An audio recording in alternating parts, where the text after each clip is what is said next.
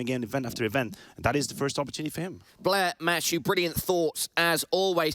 Look, the matchup is fast approaching. We're going into the vetoes. Blair, run us through them. Well, Vertigo knew the usual bans coming out. I'm expecting both the teams to go with comfort picks. FaZe will always go for the Inferno, provided the opportunity. They are very, very comfortable on this particular map. If I'm Overpass, Overpass. I know. And oh! And that's the problem, because Overpass would make sense. That would make sense. Overpass would make sense, but it's been slightly weakened on their side very recently. I don't think they... So they have to Matthew, it felt like you knew the Mirage was coming out. You were lulling Blair into a false sense of security. What I knew is that players would not be in a position to go for an Overpass, which would have made sense. So they have to take... Well, we're going to be finding Overpass at the end of the day as... I mean, if we go the full distance, the Dust 2 ban coming out from players makes sense because FaZe have been looking incredible on that map. Many teams going for the punish pick on that map initially in the group stage, and they got pummeled. The Mirage pick, though, I started to sweat a little bit here for players. Matthew and Blair, we have about a minute left. Can I get some final and finite predictions? I'm going to stand with what I said yesterday in the media day. We were talking about it. I feel players at this current stage, right now in the studio,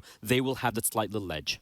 I would love to be contrarian, but I won't be. I'm going to stick with my guns here. I think players, that's the time, that's the place to actually pull an upset. It is an upset right now. We haven't even mentioned Shiro. He's the second best T-sided player of the event. Nuts. He's having the banger of a moment. That's the case again right now. The only player who's able to outshine Shiro right now in the tournament is Simple because, well, he's Simple. Are we just bringing in Simple right now in every game? We got to take out Simple from these things for things to make sense. But yeah, Shiro has been fantastic, individually looking good. And if there was ever a time for these 5 players to break the curse of taking down FaZe, now is the time. All right, everybody at home, I hope you are as hyped as my analysts are for this matchup. It's ESL Pro League Season 15 playoff game number 2, FaZe Clan versus Players. Finally, Jason, we're not the only 2 players up in this because we've got 5 of them in this server going up against FaZe Clan. And yes, they are both returning to Pro League this week, having not qualified in the previous week.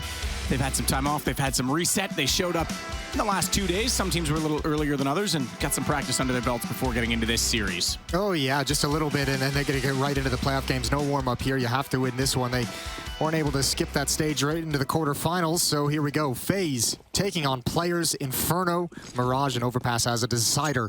Twist going to lead the way up Banana early, hiding in the corner at the moment. Hobbit, Nafany, and Inters with a 3-man stack at the top of Banana. Want to control that on the pistol round. Slow and measured and quiet from both teams as Twist starts kind of creeping out, seeing what he can find. A little bit of utility, 2 smokes, flash and Molotov for Brokey and Kerrigan. Inters waiting at the top of the Banana position, has Hobbit and Nafany along with him, so this does mean Shiro and Exile are completely alone over on A. And because they're playing pit side, not a quick rotation. We know pistols can commonly go through the CT wrap based on how close the engagements are. Sometimes it's a split-second decision just on how things go down at Arch. So this could catch them, depending on how the mid approach goes for FaZe. Yeah, this defense with these USPs, if they miss a couple of shots, if these Glocks are able to close the gap without taking too many losses, this defense they could crumble very quickly. Axel and Shiro going to fall back into the bomb site. The B player is going to start to push up. That flank is going to be coming in. It's going to be at a nice timing, but they need to hold off a little bit longer. Yeah, this is a big flank because, again, they went all toward the Arch side. They didn't cover off for, all toward the pit side. They didn't cover off for Arch. They couldn't run back the other way, but the kill's still going the way of FaZe. It's Brokey, Kerrigan, and Twists. And Brokey, for those wondering, is not the Iceman. He's the Latvian laser. We all know that. Rop's going to try and laser toward the apartments right now, but Hobbit has that instead on the silenced USP, and Hobbit hardly scathed from that with 62. Will get flashed inside of the pit to try and clear further positions. It's both inside of the site for FaZe. Twists, the high HP player at this point in time, 100. And a kill already to work with. Needs to work off Brokey's positioning. Needs to try and get this into a situation where he can bait out the shots. He's done that. Reloads required. The USP with only the 12 bullets. Brokey's going to catch off Hobbit. Twist comes back out and Hinters gets nailed. They had all the chances in the world to take down Brokey. I mean, smart of him playing at that box headshot angle for the player up in halls, but once you drop down, they've had a few chances to take him out. All it needed was one bullet. They couldn't connect a single one. So good job on Brokey, really jiggling and being a difficult target to land in that bomb site. And yeah, 2 players inside the site, so hard to hold off on that long enough for the flank to come in. Good kill from Kerrigan, watching from Boiler, able to slow it down just a little bit, and it's 1-0 for FaZe. They get started on a positive note. Shotgun in the hands of Shiro. It's a pump shotty. 3 MAC-10s for the FaZe attacking side. And again, slow and measured to open things up. Still at the base of Banana. No aggressive take quite yet. I like the point Maniac brought up. FaZe has played spoiler, has played the foil to players a number of times in a number of big events over the past year or so. Well, remember at Katowice, the reason I said do it the hard way, obviously there was no easy way when you're in a playoffs that has only 6 teams on the stage, but they played players and then went against Heroic immediately after. Well, they got to get a tough route here as well. There's this match, the winner of this plays up against Navi in the quarterfinals, so that's not going to be any kind of fun to try and progress through it. Good opening kill from Hobbit. That's an SMG getting the frag onto Twist. He's got 22 health, Nafany down to 44, but they'll take the man advantage. Sheer and Exile again alone at the A bomb site, but Inters is on a rotation. However, with that 5-7, the distance is going to be a problem. Smokes as well to make any kind of hit disjointed or put out any kind of Molotov that's going to land in his face. Shotgun Shiro. That's known now. Can't hit the first shot. Does follow up to catch Kerrigan, but not enough damage done as he heard the first shot and opened the gap so that he could get the shot in return, and that worked out brilliantly. No deagle from the pits.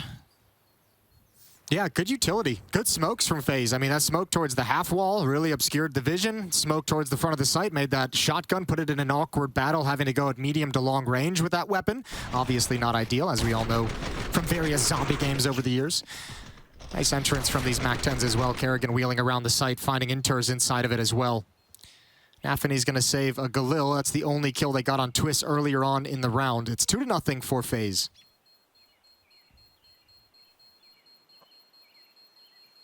So hold on to that Galil as best as possible. Twists was the target and victim, as the bomb will expire in a rather dramatic explosion. Jason, it's always dramatic. Always dramatic. Went down to check out the players area. I know that sounds like a weird thing. We're at the tournament. Why wouldn't we? But we're in separate spots at the hotel. You went up to check out the players area, didn't you? No, the players lounge is upstairs. The tournament area, sorry, is okay. upstairs. Yeah, Nice. it's actually quite cozy down there. The nice little lounge near them, but also very focused. It's not a large area cordoned off for the two teams just playing. It's only the two teams down there, so it's quite focused environment. We obviously also the little walkthrough that Chad and Alex did earlier on in the event of what this area is like at the hotel, what the tournament structure is like here. It's obviously very cool, but you know, oddly enough, I don't know how any of the players have handled it over the week. For me, I think I've left this floor of the hotel once. Yeah, my hotel room is about 50 meters Yeah. from here. Our computer room is like 10. Yep. The green room is about another 20. So yeah, this hallway is where I live. No need to go outside. It's perfect. Yeah, I don't touch grass. Twists. Grass can be sharp. You can get like a paper cut from grass. Don't call them blades for I nothing. ain't going out there. No way. That's scary. Nafany and Exile, the only two left alive this time. FaZe with a pretty clean clear against what was essentially a full eco, aside from Nafany obviously holding that gun to carry it over. They'll bring the bomb in. Rain, he's back with us. Poor old Rain as well as they plant the bomb. JKS starts the tournament standing in, obviously, Katowice I'm speaking about, starts the tournament standing in for Rops. Rops arrives, and then Rain can't play, and then they win, and everyone's going, oh, it's you know, Rain. Yeah, forget him. They won without him. It's like, well, hang on. They still were winning with him without Rops. So, you know, poor guy was getting a bad rap. Yeah, that had to have been a weird feeling and probably a weird set of emotions on that trophy for Rain.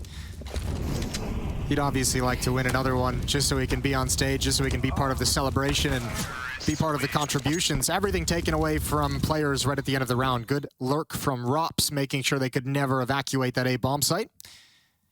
Coming in right at the end. Weapons coming in for players, all the rifles, M4s on 4 players. Shiro's going to start this off with an AWP. There's 4 players with head armor because obviously they realize there's a couple like MAC-10s, SMGs on the other team, a Galil as well, so they need that head armor to make sure those weaker weapons won't take them down too easily.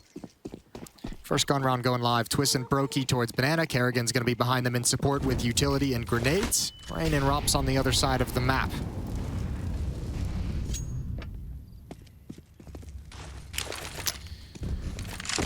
Nade goes over the half wall at Banana. That'll do fractional damage to anyone at the top side, but no one there. Being passive, it's just csgo, in fact, that's over on that side of the map right now. Flash off the angle. He's back inside of the site, so Hobbit needs to be careful when he wants to rotate, if he wants to rotate, because he's got a smoke in front of him at top middle as well. Oh, there's a stack, though. Molotov might bust it up. Inter's gonna fight in the flames, spraying him down. He knows he's gonna die eventually. Good kills. Good setup so far from players. They've handled it well, and they never saw Exile coming. Wow. Good shutdown early on. Set the tone with a 4-man stack in middle. That was all good and well, except that they put the Molotov on Inters, who manages to get one. They didn't actually check for the fight that he was going to be shuffling, as far as I could see, unless it was a quick check. They didn't expect him to be in the corner. But they did it after the smoke dissipated. So Hobbit was already isolated, and then they go out and they get wrecked by him as well. They wanted to attack wrap side. They probably didn't expect for there to be a stack. The Molotov is meant to prevent anyone from swinging into the fight as they wrap around. Just a little bit of a miscalculation, but you're right. Obviously, when you kind of get countered blindly like that, it does look a little bit silly. Op going to be in the hands of Brokey. Op in the hands of csgo still, obviously, and he's back towards the A bomb site. In fact, he's getting aggressive. Rain could shut it all down, though.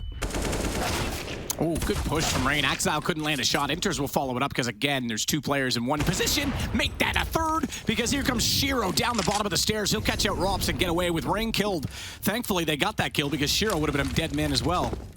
They've got to make this hit happen right now. They've got to do it before anyone rotates back. Kerrigan knows that. He knows they've spotted 2 towards the other side of the map. Twist, Kerrigan, and Brokey trying to find the entrance. Boost it up. Good trajectory from Twist. Nafany, though, still trying to dance around this smoke. They can't get the kill. They've got to plant the bomb. Oh, for CT. That kill came in. That's Twists that went down, but bomb still to be planted. I thought it was the bomb planter, and I was going to say, with the smoke gone on CT, this becomes very awkward, but they'll get it on the ground.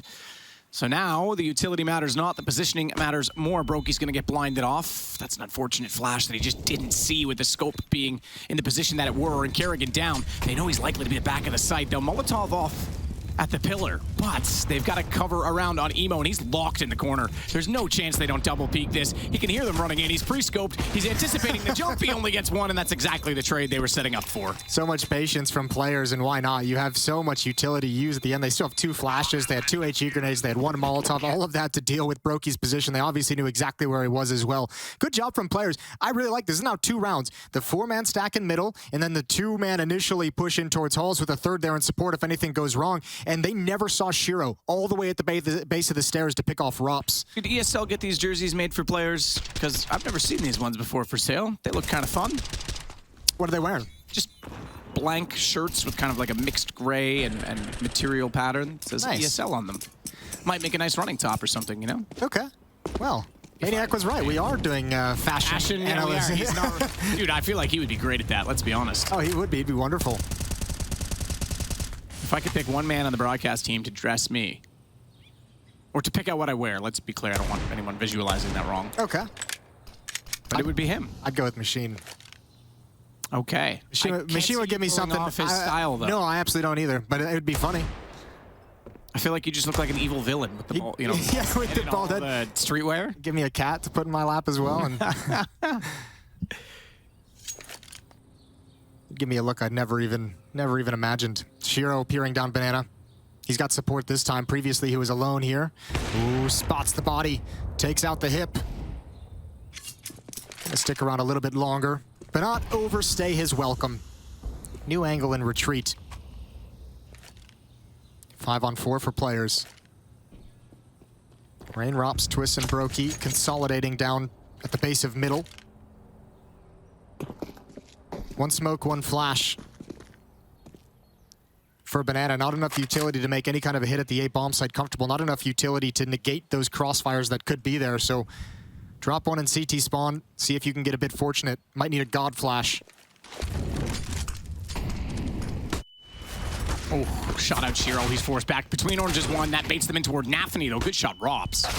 Gets the return, and Rain knew where csgo was gone, so the Deagles come out flying again. Hobbit only managing 1 back. Rops has the AWP picked up, and it's a 2-on-2. FaZe busting into the B site. Oh, great shots from the Deagle, but I think players are going to want to play that one differently if they could go back in time. Unfortunately, they've got to get through the op in Rops' hands. He's very low. This time they don't have all the utility in the world. Exile, Molotov, and HE grenade. Brokey's going to look towards Ruins, and he's taken down 1-on-1. Rops the only one, and he's got it. Inters tries to bait out the shot, but couldn't get behind the wall fast enough. And FaZe steal one away for a 4-2 lead. solidly stolen away as well. That is pretty impressive trades coming in. I mean, it just goes to show you sometimes, not necessarily, but that was a sick shot. That's the repeat that you don't need, though. Nafany can just tuck into that corner and just kind of hold it and make sure they cannot comfortably close in on the op, and that made Shiro have to get aggressive and have to take an aggressive peek that he also didn't want to take. So a little bit of a mistake in that defense and their teamwork there at the B bomb site, and FaZe makes him pay.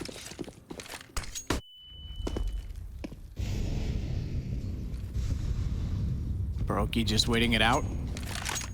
Or as Maui Snake likes to call him, Brocky. At the T-stairs, Hobbit, meanwhile, looking to support his teammates by way of utility. Twists, again, trying to find the opening kill over toward Banana with Brokey there. Looks like Hobbit's just holding a flashbang to activate Nafany when they feel the hit coming in. Here it comes. We'll see if this UMP can get anything done, or excuse me, MP9 coming through. Ooh, yeah, nicely done. I thought the SMG would come out from spawn. It was Hobbit to actually make the jump, and he's got the opening kill on a Kerrigan. Players have actually done a very good job of finding the opening kills once the guns have come out. That was pretty nifty little flash. Yeah, bounce, and then even with the smokes down, Kerrigan never sees it coming. He traced him well through the smoke also, because he hit the first 2 shots. Kerrigan went scurrying back toward Banana, and then he landed the last. So pretty solid job overall. Rop's going to go back over toward Banana and join his teammates. He's got Rain with him. This is going to be a B hit. 42 seconds. It's got to be a great hold as well. There's no utility. There's no kits for the players rotating from the A bomb site, and Shiro has no armor. So they're going to want to hold this off if Nafany and Hobbit can't be impactful here. Pushing forward.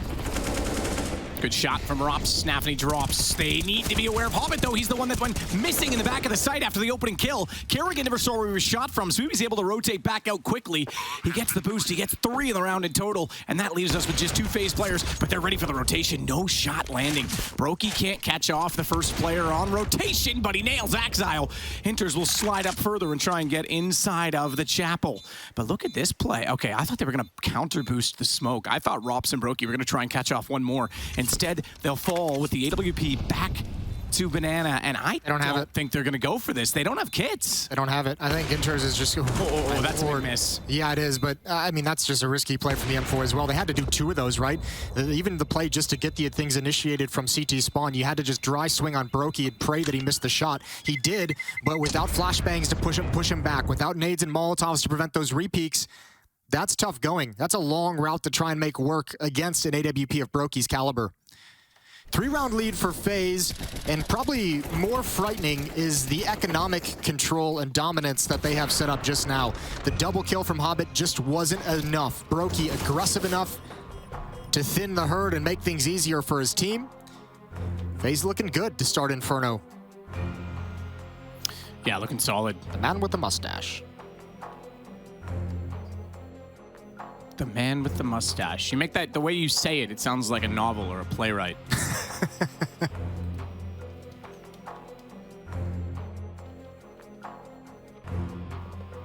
There is FaZe. With Robin behind them. So, not a lot of discussion going on at this point in time. We're getting back underway quickly. Shiro, AWP is going to be the solo... Okay, I was going to say I would force pistols around this guys, given the lost round bonus, but they're going to keep it pretty light. Yeah, I mean, they have enough money to buy in the next round. They have a 3-round losing bonus, so they're going to get just under, $2,900. They're going to have cash for the rifle, so don't put yourself out of a gun round by investing in armor and upgraded pistols. Just a few weapons in case Shiro's able to give you some hope. And also some pistols to perhaps protect the op if needed. Good shot from Shiro. That's Rops discovered. Little bit of a pop flash, and unfortunately Nafany doesn't have one of those upgraded pistols. FaZe likely to just press the issue here at the B bomb site. Hobbit can't get anything done. He's taken down by Brokey. And now the plan for players is for Shiro to save this op. He should be backing away from CT spawn any moment, maybe looking for someone to walk into this crosshair, but that shouldn't happen. Brokey's going to stay put. Inter is making sure Shiro can fall back towards the A bomb site when he needs to, just controlling Rap side of that A bomb site. FaZe on their 6th round already. It looked like they were, I mean, keep in mind, this could have been a 3-3 game. In the gun rounds, it was all players to start it off. This is cool, though. You know, obviously they're abusing the fact in these past few rounds of light nades and light utility and light money for the player side of things. But if you go back to the first 2 gun rounds, we had that 4-man stack in middle from players. You had that 2 to 3-man halls push. Both of those were extremely successful in wiping out that portion of the FaZe attack. Ever since then, it's been FaZe falling into repeated B hits, and we haven't seen that players can actually stop that effectively. And we're not seeing a lot of banana control attempted early on either, which is surprising because I think with the drop to utility, a lot more teams are being aggressive in that position. Yeah, it seemed that's kind of what I was getting at. It felt like in my mind when I was watching I was like, oh, players seem to have like a really good feel for what FaZe want to do and a really good plan coming into this in those first 2 gun rounds. I mean, remember the 4-man stack in mid had Shiro alone with the op, so obviously you're not going to challenge. You want Shiro to be able to get a pick. But yeah, we haven't seen that typical brawl. Maybe we get it this round. Players have tons of Molotovs now. They've got, you know, 4 Molotovs, they've got 5 smokes, they've got plenty of HU grenades and flashbangs. They could be aggressive there if they want, but it's just going to be Nafany and Hobbit. And Hobbit's going to take a peek at the car, a little bit blind, spamming through. I don't think he realizes how close they are. Transfers over. Good return from Twist, who's also brought down to 19 HP, but that's unconfirmed damage. That's pretty... It's not bad from Hobbit. Considering he got the damage on Twist, like you said, though, unconfirmed. Was on like his last 5 bullets, I want to say. I couldn't quite hear the springing, but I wasn't really watching. I know he was firing for a while and still hits the shot before dying. That was all he was good for in that situation. Yeah, re-aggression from Nafany as well towards sandbags. Smoke put out. He's got a Molotov whenever he feels like he needs it. That'll make FaZe nervous. When that smoke fades, FaZe is going to be saying, okay, we need to clear sandbags now. So there's going to have to be another set of utility out of FaZe to allow them to safely get in position to attack the B bomb site if that's what they want. So there's going to be an audible cue for the player's defender. That's Nafany, and he'll be able to throw out his counter nades and call over for help. There's the audio cue. Pop flash, they can get around the corner, and obviously plenty of footsteps. There's the counter utility from Nafany. Still has 1 smoke to work with late in the round. 35 seconds when he deploys it. That'll take us to about 15 seconds, and FaZe might want to bust through this, and indeed, I think they will. Nafany, oh, a little bit blind. One's gotten past him, one's gotten very past him. And into the B bomb site again we go. Players still not able to shut down these hits. That's, yeah, this is going to be something they absolutely need to talk about, because even with Hobbit putting a bit more pressure on it than previously, he only gets 1. I mean, he gets 1. I shouldn't say only. He gets 1 and gets a good amount of damage, and then they do nothing afterwards. Where's the dink that gets Swiss? I guess it was just the nade. He already took damage before that. Took a little damage. Yeah, the nade chunked him down that last bit. Rain had no idea where the bullets were coming first, but look at him spinning. Just like an auto turret. Shiro might try and get 1 at the end, but no one's going to come in this direction. 7-2, 5-round lead for FaZe. I have to think that round, you leave Nafany there alone. If you're players, I think you're saying, look, eventually they're going to have to go to the A bomb site. Eventually they're going to have to come back and try their luck on this side of the map one more time, and they're trying to read Kerrigan, what he's going to be calling, and he's putting together a great game so far as an in-game leader for FaZe, as we've come to expect out of him.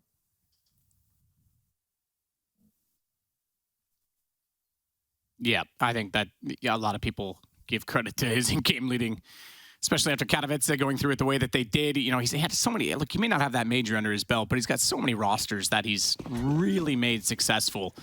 Mouse Sports lineups, the early Astralis lineup, no doubt about it. You go to Dignitas, TSM, Quest Denmark, as it were. And now obviously with FaZe again, so he seems to always find a way to be among the elite in any given lineup he has. That alone should speak for itself. Shiro's going to back off. AWP Arch side. He watched toward the doorway at Boiler, where in which FaZe have already started to occupy. So this is the change-up. Even though they've been so successful at B, Jason, they can't expect to go there every single round all game. And with Hobbit being a little more aggressive last round, they put some early smoke down this time, and FaZe is just going to try and play A instead. Comes the utility. Shiro's going to have a decision to make. Exile's burning. He's got 1 kill. That's Twist to go down. Kerrigan lurking on Rap side, but there's 2 players here. You shall not cross this for sure. Good frag from Nafany. 3 versus 5, but Nafany and Exile are low. It could get thinned out and evened up pretty quickly. So the drop smoke to allow them further out the doorway at apartments, but it gives Axile a bit of a one-way through the carts. He fires, though. That gives his position up. Rops knows he's now directly underneath. The damage already done. He makes no mistake in collecting what Twist had started, as Rops will flash out toward the graveyard as well, just to make sure sight is cleared. Smoke still down on Moto. They can't get fully around the corner toward Inters, but now they will. Brokey up close. No mistake on the AWP. Taps the plant to see if he's safe, and then has to try and hold it this time and rely on Rops to cover the angle. Flash goes out. Moto not blinded by that, and Rops, or excuse me, Brokey rather, still aware that that's a possibility. I don't know if they're going to be aware that Hobbit has gone for the flank. So they're trying to triangulate this. They'll set up 2 toward the lane and the 1 at Moto to wait. Rops is staring here. Does have some indication, but Shiro's found him directly. And now the AWP on the side all by himself. Nafany's already lurked out from the library.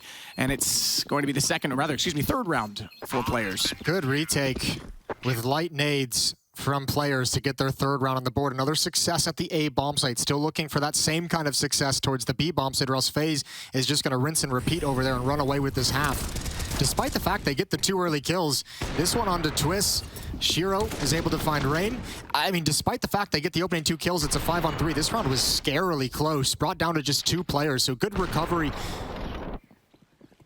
from Brokey and Rops to make that doable. Now you get to see some nades picked up from players. Everyone's flush with cash. 2 kits as well. 3 players at the top banana. You wanted a bit more control from the CT side, Matt. You're going to see him try and attempt it at least here. Good nade onto Nafany. Utility is out late. They want to activate Hobbit out in the open. Twist gets caught. That's a great sequence from players, and they control banana. Definitely something that they've been after. Banana control, we knew there had to be a change eventually, and Kerrigan's going to work his way in, has no idea he is a dead man. Hobbit already sneaking forward. The aggression is catching them off because they have not seen it throughout the entire half. So a 2-man advantage to work with now on the player's side. Axile just above Shiro playing anti-flash. Oh, so blind. That's awkward. Good shot. Axile as well helping him out in Boiler. Tense. It's just Brokey in the 1 versus 5, so players look to string 2 together. Brokey firing the AWP as well. They know he's at bottom middle, but if he was going to scurry back to spawn and save, he didn't make the right call in doing it because they were already approaching his position. He'll go down. And now something to go with. There's the jerseys, Jason. Yeah, they look nice. Yeah. Maybe this would give us some of those and we can brand them. They could put my new gamer name on the back, Boosted Kid. You are boosted. We boosted you all the way to silver 2. No, Gold Nova 2 now. I'm climbing quick, mistake. you know, considering we're like 9-0 in global. But, you know, it's fine. Thanks. Thanks, Valve. Well, FaZe starting to run out of funds as well. Dig deep into their wallets for this buy. Twist, Solo, and Banana.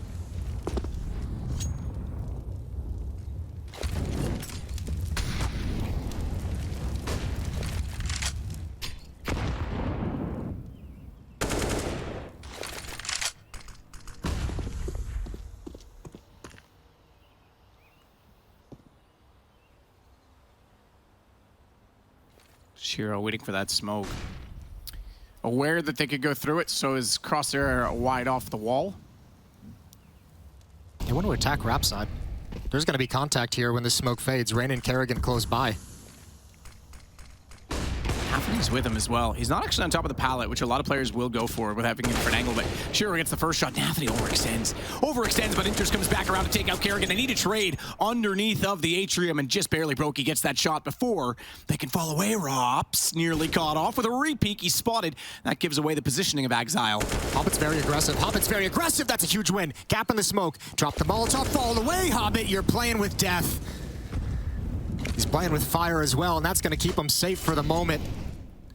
Tucks himself back into the dark corner. Down mid we go. Rops looking for the flank. It's Axile who gets picked off. Oh, players overextending a little bit, but Shiro, he can stop this. He can put a stop to this with his ult, but you can't miss. Jumping shot, and he doesn't. So much accuracy. Rops has a chance for a 1 versus 2.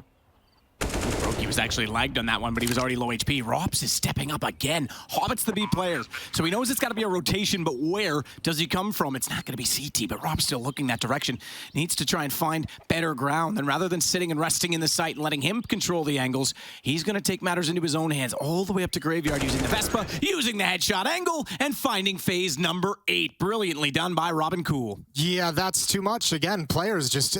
You're giving things away. You're giving all the opportunities, and you could see Hobbit shaking his head, just saying, "This is too much. Ooh, I shouldn't have been put in this 1 versus 1. You can't have these players dropping like this." Exile, you're way too exposed to watch for that fallback. You're the only player that's really in a good position to defend the A bomb site. It puts Shiro in an awkward position, who gets picked off as well. I almost feel like Exile got baited by timing because he saw Rops falling back, took that shot. Rops wouldn't have seen him, and then he's like, well, hang on, I'm just going to push down after him. They're going B, and then Rops is like, I'm just going to turn it around on you now. Yeah, the kill from Hobbit actually allowed FaZe to just kind of fall back there, but that's got to be so frustrating.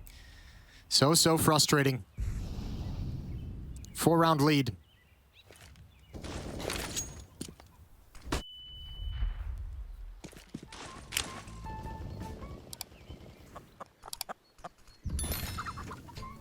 So Brokey's AWP this time again toward Banana. Nice nade. That'll land straight on the feet of Nafany. He's down to 46 HP already. And they know he's there because he had to Molotov himself out. He's going to go front bags instead. Oh, that utility burst, though. Brokey on 33. Hobbit caught out by Twists, though, and he nearly caught out Nafany as well. Feels like that frustration is starting to get to him a little bit there. Early in the map. For attempts at individual heroics, Hobbit picked off over the smoke. Shiro's gotten here, Nafany's got here, but a missed shot, and they have no one inside the bomb site. Players have to at least consider for the moment, if they don't get any kills here early on of this post plant, might be time for another save. As painful as that may be, Nafany looking over coffins, he goes down, and surely that's the signal. Surely that's the one that says, we don't want anything to do with this fight anymore.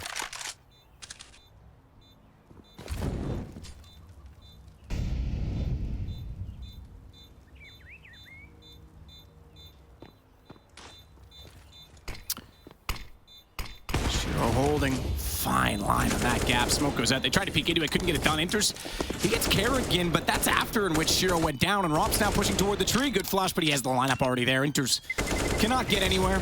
Exile. Robs is going to go down with the bomb, unfortunately, but Exile trying to stay alive will get the AWP. Twists keeps the AK, but that's not going to matter for FaZe. Money, well, not a plenty, but a decent amount.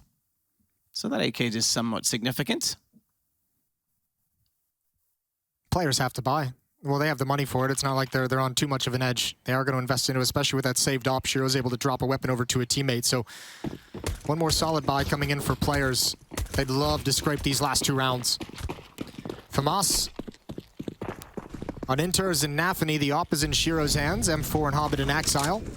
And they still have not found a way to defend against this onslaught from FaZe.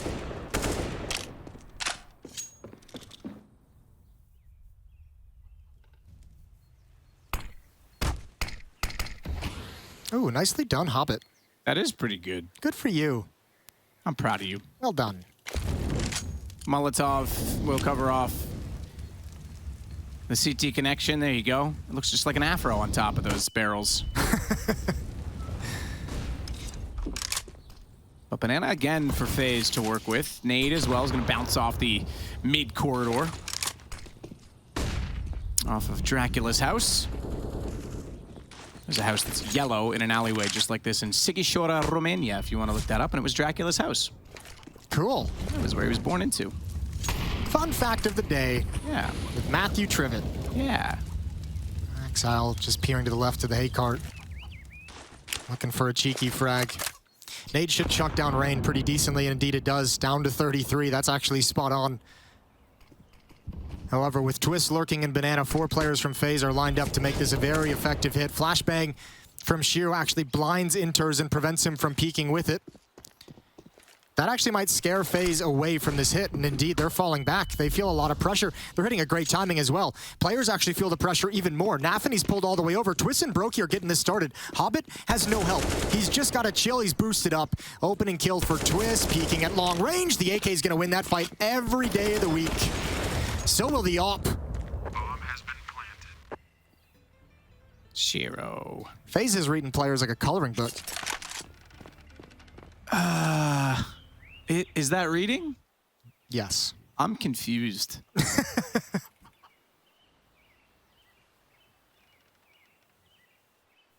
Does that mean they're really, like, they're simple to read, or that FaZe can't read? It means they're reading them very well. Oh, okay. Coloring book is a simple book to read. It says, this will end up being a cat.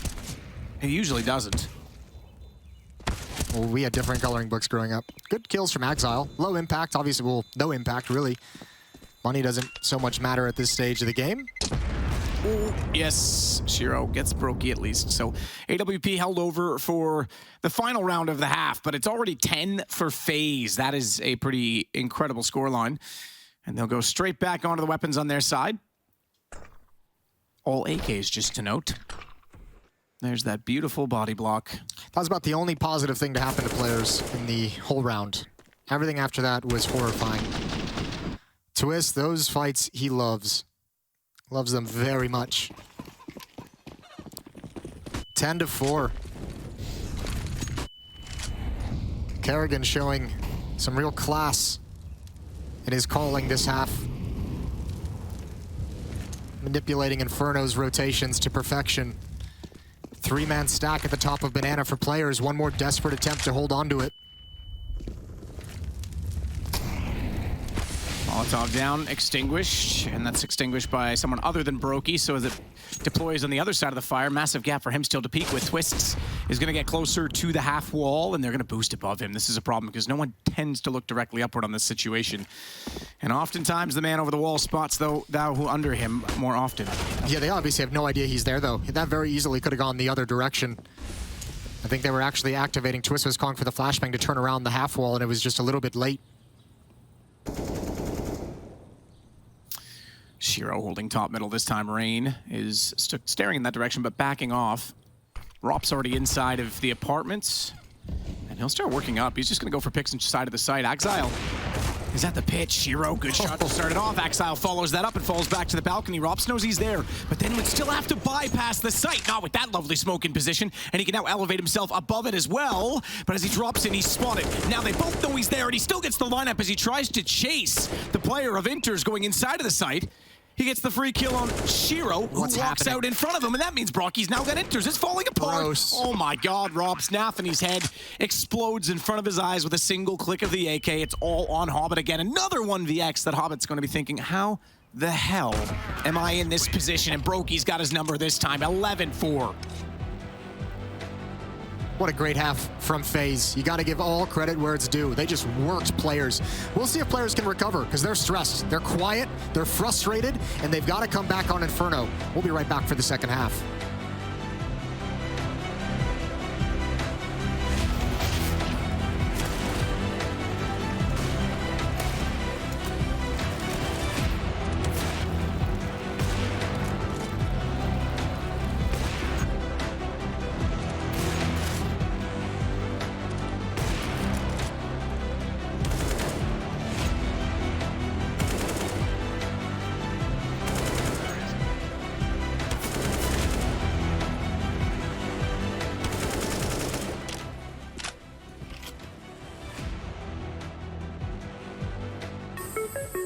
Hello and welcome back. I'm going to go over the key tendencies and strategies that can be found preparing against FaZe's Inferno. Starting off on the T side, we first want to look at the key positions and who plays them.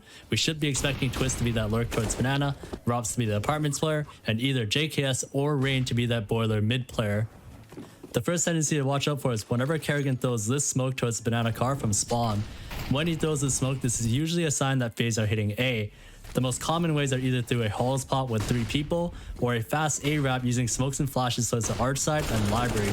CT should be generally aware of these two possibilities whenever they see this smoke come out. Now over on the CT side, we also want to be aware of who plays which positions. We should be expecting Kerrigan and either JKS or Rain to be holding down B, Robs as the halls player, Twist as the A-site rifler, and Brokey with the op towards A. The second thing to watch out for is this smoke at middle. This smoke has only been used a couple times, but each time the smoke has come out, they coordinate a boost on the edge of the smoke to spot down middle. Ts definitely need to be cautious when seeing this smoke. The third thing to watch out for is this setup towards the apartments with Robs and Twists. This is a setup that FaZe usually do at least once a match, so any teams clearing apartments through the stairs or window need to be aware of this possibility. That wraps it up. See if you can spot any of these tendencies or tactics in FaZe's next match on Inferno.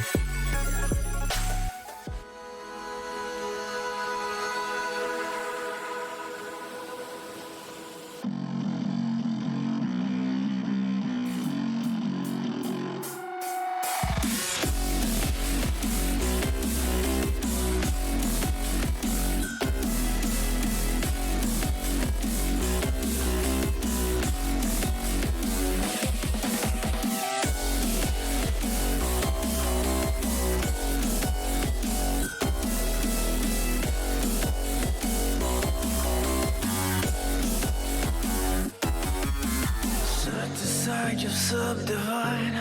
I'll show you how it's done. There's no sight we go inside. The man, he is the one. You build your walls with faith in God. They never come around. Then wonder why we all defy the burden to be born. We're coming home with a mission.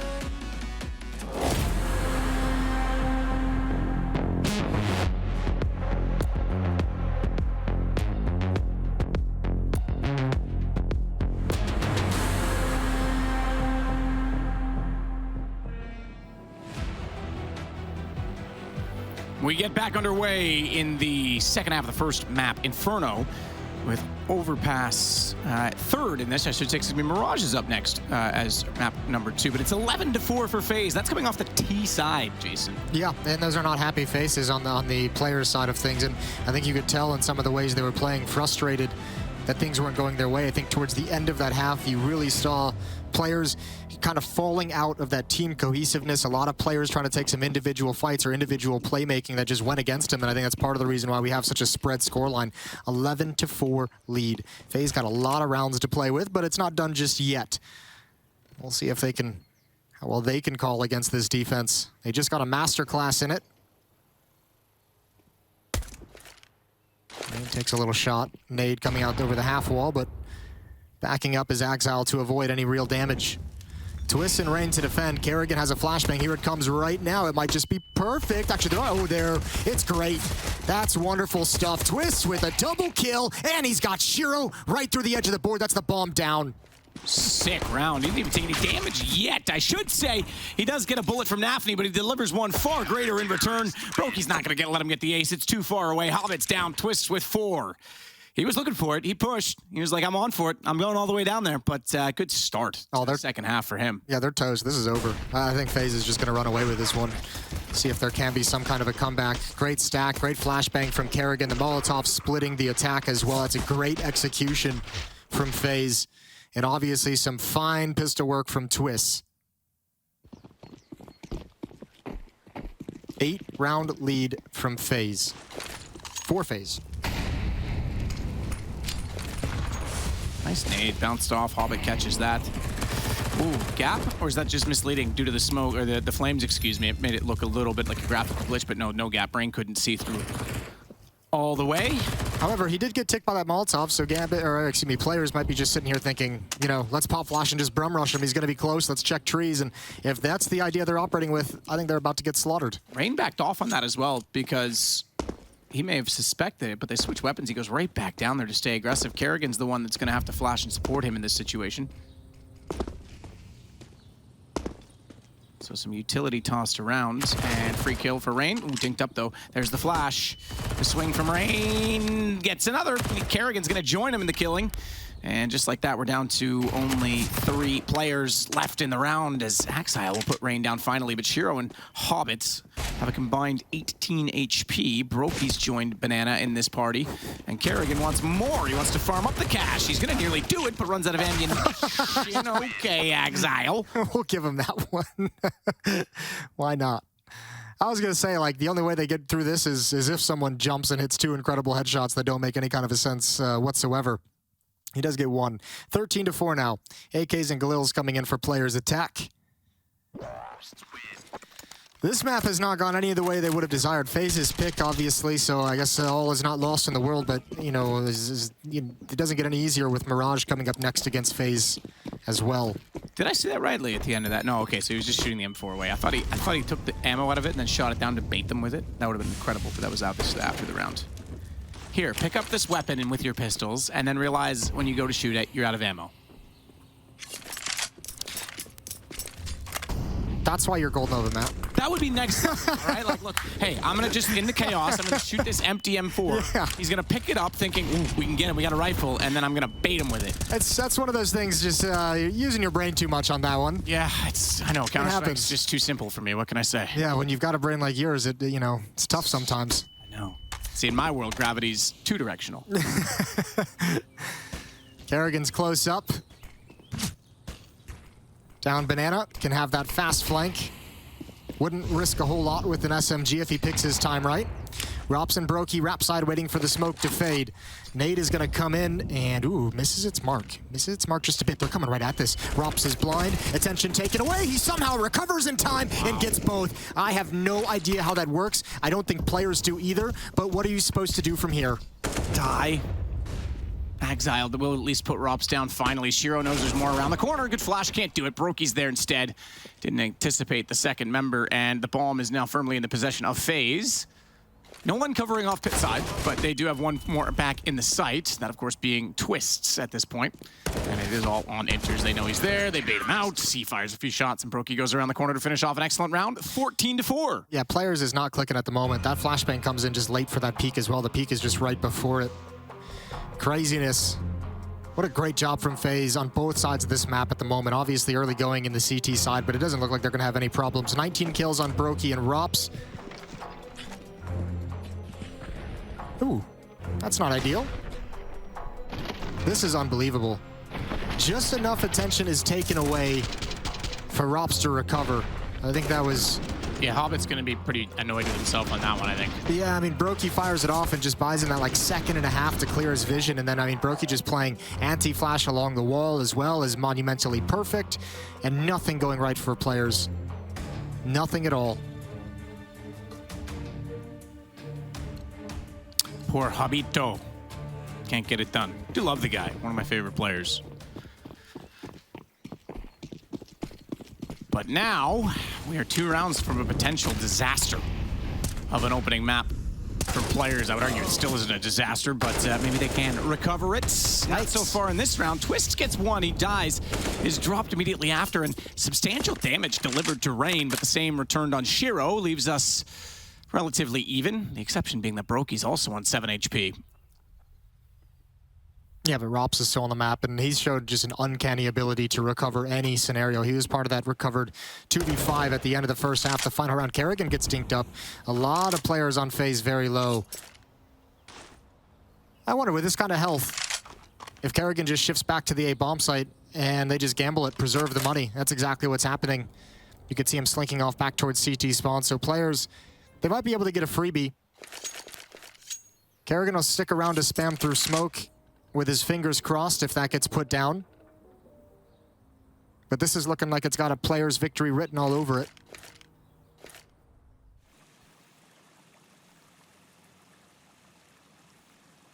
Kerrigan, ready for the cross, not ready to fire off fast enough. Does recover though and absolutely nails enters. Yeah, Rob's got someone on the other side of the map as well. That's the lurker, so the retake is on. Like, even with the HP, FaZe is like, yep, we're gonna go for it. We're going for this all day long. And Rops gets to have a little bit of fun. All of his players on low HP, you have to expect the low HP guy's gonna go in first after Rops clears these angles. And it's just time for Rops to bait the hell out of everyone, which is always a good time. Nafany's going to push through smoke, but Kerrigan's missing. He's already inside of the ruins. He might wrap around behind him, though. That could be a huge problem if he does, because they'll never expect it. He wants to hold CT instead, though, because he's through the smoke, and they won't know that he's there. So he walks out for 1, follows it up on another. It's Rops that gets it all, and you're absolutely right. He baits them perfectly. In he goes, and down goes the round. It's map point for FaZe. He's a human aimbot, man. This is unreal. He's playing so well at the moment. Oh, wow, how scary is that? It's fun watching a player like Rops, and this is one of the cool things about Counter-Strike is just individual players stylistically. Like, Rops is such a mechanical, he's like a computer. You could see him like ticking all the boxes step by step, turning the corner. It's just foolish. Ooh. Look at that little flex from the man. Yeah, I'd say so. Why not? 22-8 for Rops. In 19 rounds. And I mean, not just the number of kills, the quality of them as well. He's had so much impact. He had a clutch as well, that 1v1 against Hobbit in the first half. He's had like 2 or 3 clutches in this game, 2 or 3 like huge multi-kill rounds, a couple of them in rounds that were recovering. This has been crazy.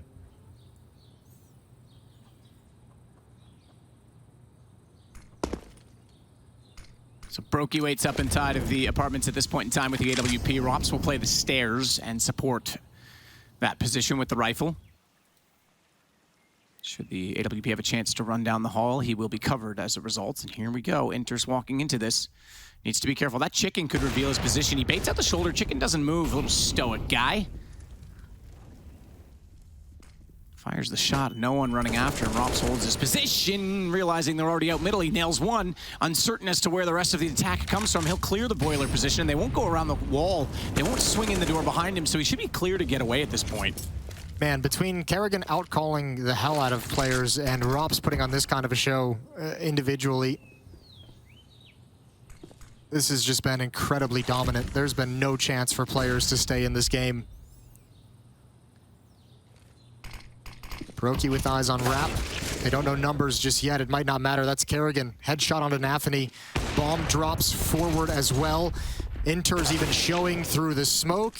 And I don't even think any of this matters. 6 seconds. Bomb is going to go down. Nade coming in. That's certainly going to get at least one. Axile's down for the count. It's just Shiro remaining. Solid first map from FaZe. Twists will get the final kill. They just got to cut a few wires. And they might put players in an awkward position on the next map, because going into Mirage, it's a pretty level territory. That's a huge win on Inferno. Yeah, this was billed as a huge matchup that could go down to the wire. Didn't look anything like it on Inferno, but regardless, we're going to go down to Heku because she's going to get us some information between maps. Here, can we have a short little interview, Mr. Rops? I mean, you just were like... You looked at me. I looked at you, I gave you the signal that like you should not be running away. Rops, congratulations. I mean, like you were on the top of the server.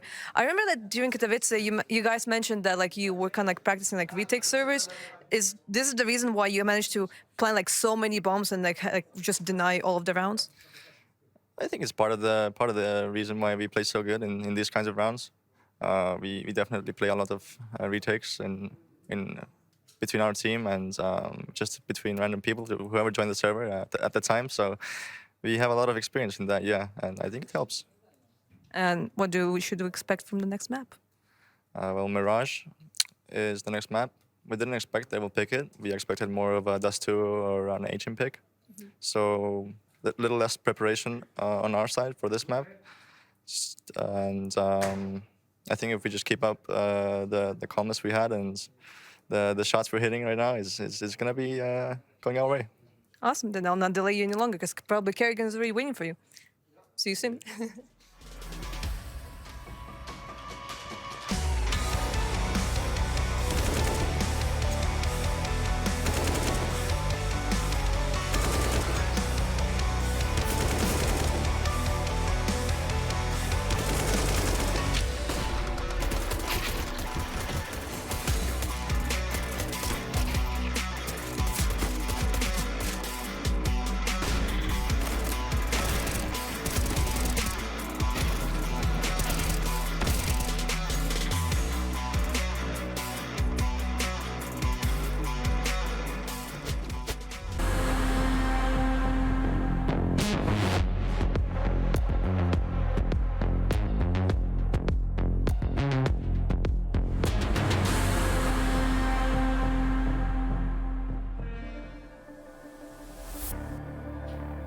Well, we get ready to get into our second matchup, and hopefully players will play the game and get a little bit more going than perhaps they had on Inferno. It was a pretty one-sided scoreline, Jason. Very one-sided scoreline. We're ready for the second map. The question is, will they be? And obviously now, taking a beatdown like that, you got what we saw on the desk is a lot of questions into the theory behind this map veto process from players coming into this. Let's hope they had a nice break You can see him trying to get hyped up as the game is about to go live. This is going to be a tough affair if they want to force us onto a third map.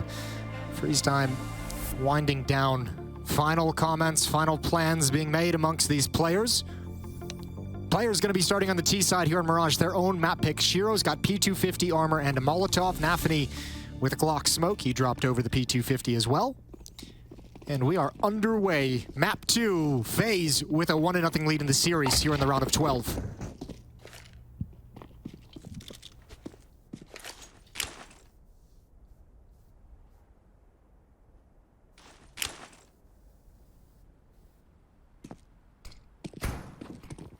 Kerrigan, good shot to start it off. Clean and concise, but he gets traded out. Inters gets the response. Brokey now trying to cover this crossfire setup. Twist came back from Catwalk. Gets one on his way back to the site. Brokey's still alive, so don't be misled by the fact that the HUD suggests it's a 2-on-2. It's not. There's still a third. As Twist goes down, Brokey has kept himself alive by falling back inside of the checker room. No, take that back. Excuse me. He's at the pillar. I thought he went all the way back through the door, so he's still inside of the site. They have to find him, but his teammates looking directly at him to get the information based on his position. As he swings out, Exile will punish him. They're not able to get the trade immediately. Bomb planted. And they should know both have come through the window as Rain gets dropped. It's Rops, the man who is incredible on Inferno, that has to try and go against Exile, who tags him up, but not nearly enough. Down to 89. It's all about time and space at this point with the bomb ticking away. No kit for Rops, and no life either. Great shot from Exile. Much better start. Well played 1v1 as well. The reposition is fantastic. Rops just loses track of him, and even though he has a good peek there, a good fight to take, Exile is able to win it out. 3 kills and a very grindy piss around at that B bomb site. 1-0 for players. Good to see them get out to a positive start. Maybe helped shake some of the jitters loose after that map 1 beatdown. Exile doing a phenomenal job in this recovery of the round. Got a full investment from FaZe. They've bought Deagles. Brokey's going to stick without armor for the AWP. Kerrigan on the scout.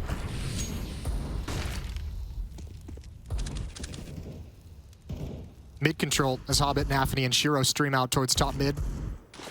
It's going to be likely to do damage. It does put Hobbit down to 54, so that one nailed Hobbit. I thought it would get 2, but I think Nafany just got around the edge of the boxes in time to get away from that. He'll push down to the bottom side of middle with a Mac 10. Rain's actually got a deep angle in towards Palace as well, so they have a decent amount of information at the A bomb site, which is why they're able to stick around in mid so much, and that's going to be a powerful position the later this round goes, if Rain's able to maintain that intel. Kerrigan peeking towards connector. Twist and Rops can work together on Catwalk. As Twist plays the corner, Rops can hop over in towards ladder room if they want to double up on any kind of a play there, but it's not going to be coming from that direction. 4 players from players lined up in upper B. Hobbit just lurking in middle with about half health.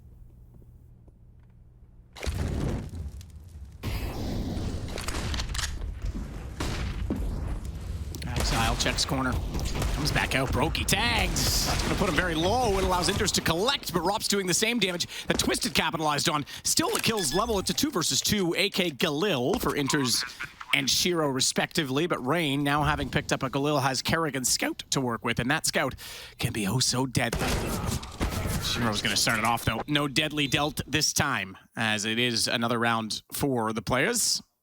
Yeah, and they're going to be okay with that, obviously, but it's got to be, I mean, from a spectator perspective, it's like, oh man, FaZe is making pretty much any buy be dangerous. Their crossfires, they're executing so well. We saw it on Inferno, we're seeing it now here, even with some decent kills from Inters, the Deagles ringing out and doing great work to bring that into a 2-on-2 to begin with. Some pistols upgraded, a couple more Deagles, a pair of dualies. I knew you were going to say it. I was like, did you say some pistols and not mention the dualies? I was going to bring, yeah, don't worry, I'm going to get there. I might just kind of switch things up so, you know, you're not used to it as much. I'm on edge? Got it, yeah. Keep you on your toes. What a great in-game leading strategy. Am I the in-game leader of this partnership? Yeah, apparently. Okay. Nafany going to be jumping up. Oh, nope. He's going to miss that jump, and it might be a good thing. It might have saved his life, and it does. He does control onto Rops. Exile is the only one here He's gained access down towards Van and a pair of kills. This is what you like to see. A little bit more assertiveness, obviously, against unarmored pistols, and they know it. So there's really no fear in the gameplay. But that's kind of been the conversation around players throughout their run, throughout their transition from that online dominance last year into trying to make it work on LAN. Isn't so much, you know, the team stuff. It's just individually sometimes don't seem as assertive and as comfortable as we've seen them in the past in the online game. So still trying to figure that one out, and they're going to need it. They're going to need all the assertiveness, all the confidence in their own plays here on Mirage if they want to take us to a third map. 3-0, and the AWP is out in Brokey's hands. And they'll go immediately toward the window with Twist's M4. Hobbit holding inside of the apartment position just to be sure if anyone dare push through Palace, they would be caught off immediately.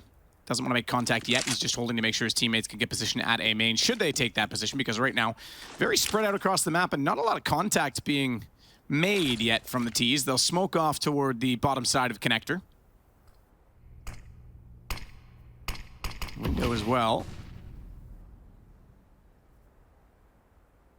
Actually cross it over, excuse me, it was just the window smoke. I thought I saw a second one being thrown from Horseshoe, but they didn't line that up. Now we'll get a smoke that goes that direction. Still a good amount of nades for players to make something happen. Obviously lining up to try and split this A bomb site. Rops is here at top connector. Rain playing on top of the balcony, and you've got Brokey's op lying in wait. Rops comes right through. Nathany never expected it. Great play from Rops. Ooh, a good smoke as well. Hobbit's given up his position with the spam. That might start to help FaZe put the puzzle together of what's coming, but it's a 5-on-4. Twist still holding out inside of the window. Ooh, flash timing, Exile. Got a sniff of the shot toward the site. Nicely done up over the cinders to try and clear the fire position with the smoke advantage, but Brokey catches him when he gets there. Still on an open angle, was able to find it. Hobbit, though, does get Rain eventually, so that Palace battle goes the way of players. He's still alive with 2 HP. That gives them now a 2-on-3, but it's going to be so desperate. Inters has to do all the work. He's tagged up. Hobbit, though, somehow gets Brokey. That's with the 2 HP. It's all on to Kerrigan. Nade. What a turn on this. That nade is massive, though, because Hobbit, he got the bomb down. Oh, my goodness. He was not the one that was planting. He just tagged him through the box. He has no idea, but he just did a substantial amount of damage. Inters goes down to 22 HP, and that means Kerrigan gets an easy shot when he peeks out. What a tough fight. I actually thought the other guy was the planter. I thought Kerrigan just wanted with the HE grenade. Inters does a phenomenal job of taking space in that A bomb site where the rest of his teammates are going down and taking fights. He's creeping up ever so slowly. It's almost a shame this has gone against him. There's the opening kill. Aggressiveness. I think Axel might have thought that Molotov would prevent that angle from being dangerous. Okay, Hobbit, that's how you got the player at CT. Fair enough. He had 2 HP, and that's how he got it done. Yeah, I cannot believe Kerrigan just tags Inters right in the face through the box. That's a little bit fortunate. You can even see Kerrigan laughing a little bit. 3-1. Money is a bit busted, though. Even in a loss, players can't be too shook up by that at the moment. They have to know they have FaZe on the ropes. This would be a phenomenal reset to get early on. It would extend the economic advantage of players into the middle portions of this half. Window smoke, naturally. They're going to boost toward the ladder room on Catwalk. Range, the one that they'll put up there. He has the MP9. So look for him to just try and close and quickly engage upon anyone that dare work up the Catwalk position.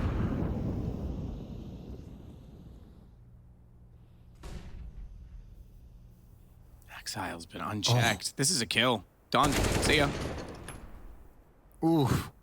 No one even watching it. Rain from Catwalk didn't see it, and I'm not sure what Rain's positioning was when they boosted him up in that position, because now Exile's able to lurk. Kerrigan's head removed as well. Twist is gone. Hobbit's got the kill onto him. They've just taken the entire map. Yeah, without really using... These are all like just peeking into fights. Exile taking a lot of space. Not a whole lot of utility either. Oh, knife. Wow. Even He's getting still tagged. got the knife off while getting tagged. There was no communication, no turning around. He's low. They know that. They'll burn him alive. He gets the money for the knife, but yeah. His teammates like, oh, he's in the... Oh, he knifed you. That's actually not too bad for Rain, considering he gets so much bonus money from the knife kill. That's going to help them be able to have a more sustained, more powerful buy in the next round. This is so cool. Just Exile taking over the round, completely deleting the entire middle portions of the map. And FaZe, once you lose that in that kind of a fashion, there's really no way for you to recover the round. Gotta be so happy. 4-1, 3-round lead for players, and they've relegated FaZe back to Deagles, but these are still dangerous, as we saw in the second round. deceiving, though, they can be.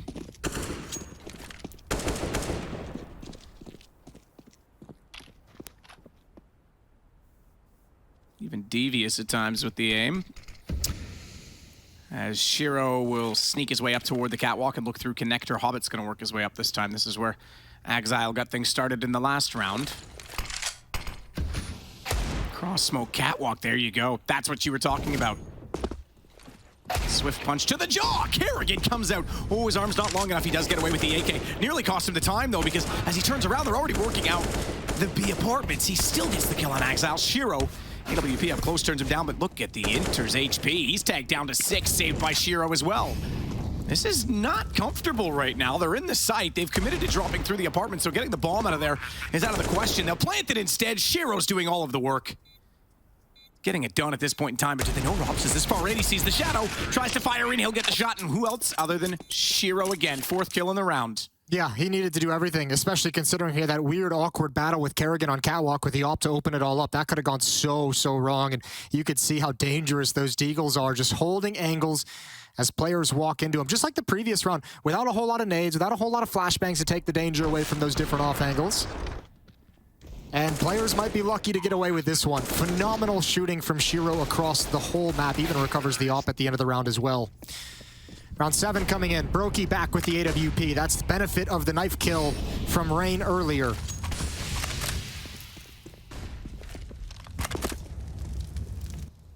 So 5-1, much better for players this time than on Inferno. And again, another great T-sided start. You did mention it, this is their map choice. Twist trying to re-smoke back toward the front side of the site. Molotov already down a Palace entryway, but it's Rain that's going to catch Nafny off, and he's going to boost himself over top of Firebox to look at Tetris. That didn't really work out because he second-guessed himself, and Hobbit got the lineup clean and easily. As Exile works out from the underpass, they're trying desperately to rotate back over. That just means Rops is completely unaware. He's already spotted his head, but not the headshots until the second peek, and Rops never knew. This is a great start from players. This is nothing crazy tactically, the way we saw FaZe dominate them on Inferno moving around the map. This is some flexing from individual players. That's the second time we've seen Inters just being able to body players at the 8 bomb site. I think it's the second or third time we've seen just a dry peek from the Palace player able to eliminate one of the defenders inside of the bomb site. Good shooting from Hobbit as well.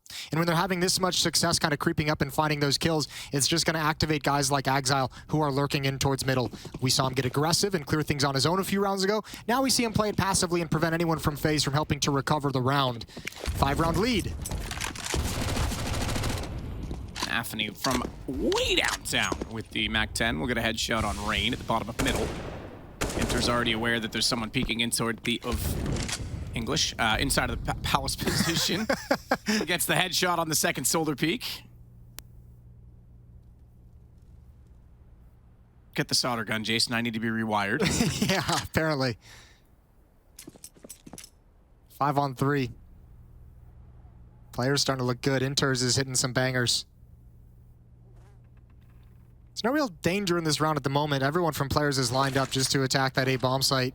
Utility is going to be spent to get there. Kerrigan and Twist towards ladder room and window room. Brokey at the B bomb site, so nobody's even home. This round should be easy for players, and they're going to be thankful for that they don't have to contend with anything. Build up some more money. They're starting to get a bit rich. FaZe has got to be careful. Exile hears the rotate. Brokey's going to go down here. Good shot.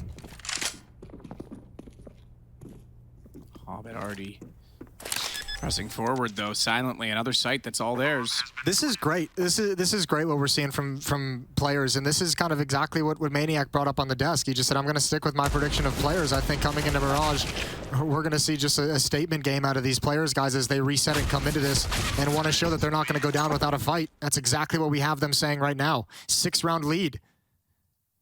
Heading into round number 9. Yeah, remarkably. I mean, the way that they're winning these rounds, the best round that FaZe have had since they won a round, obviously, was that pistol round. And they brought it to a one-on-one. Rops got cut out and Shiro did all the work. I mean, otherwise, it's been just dominant.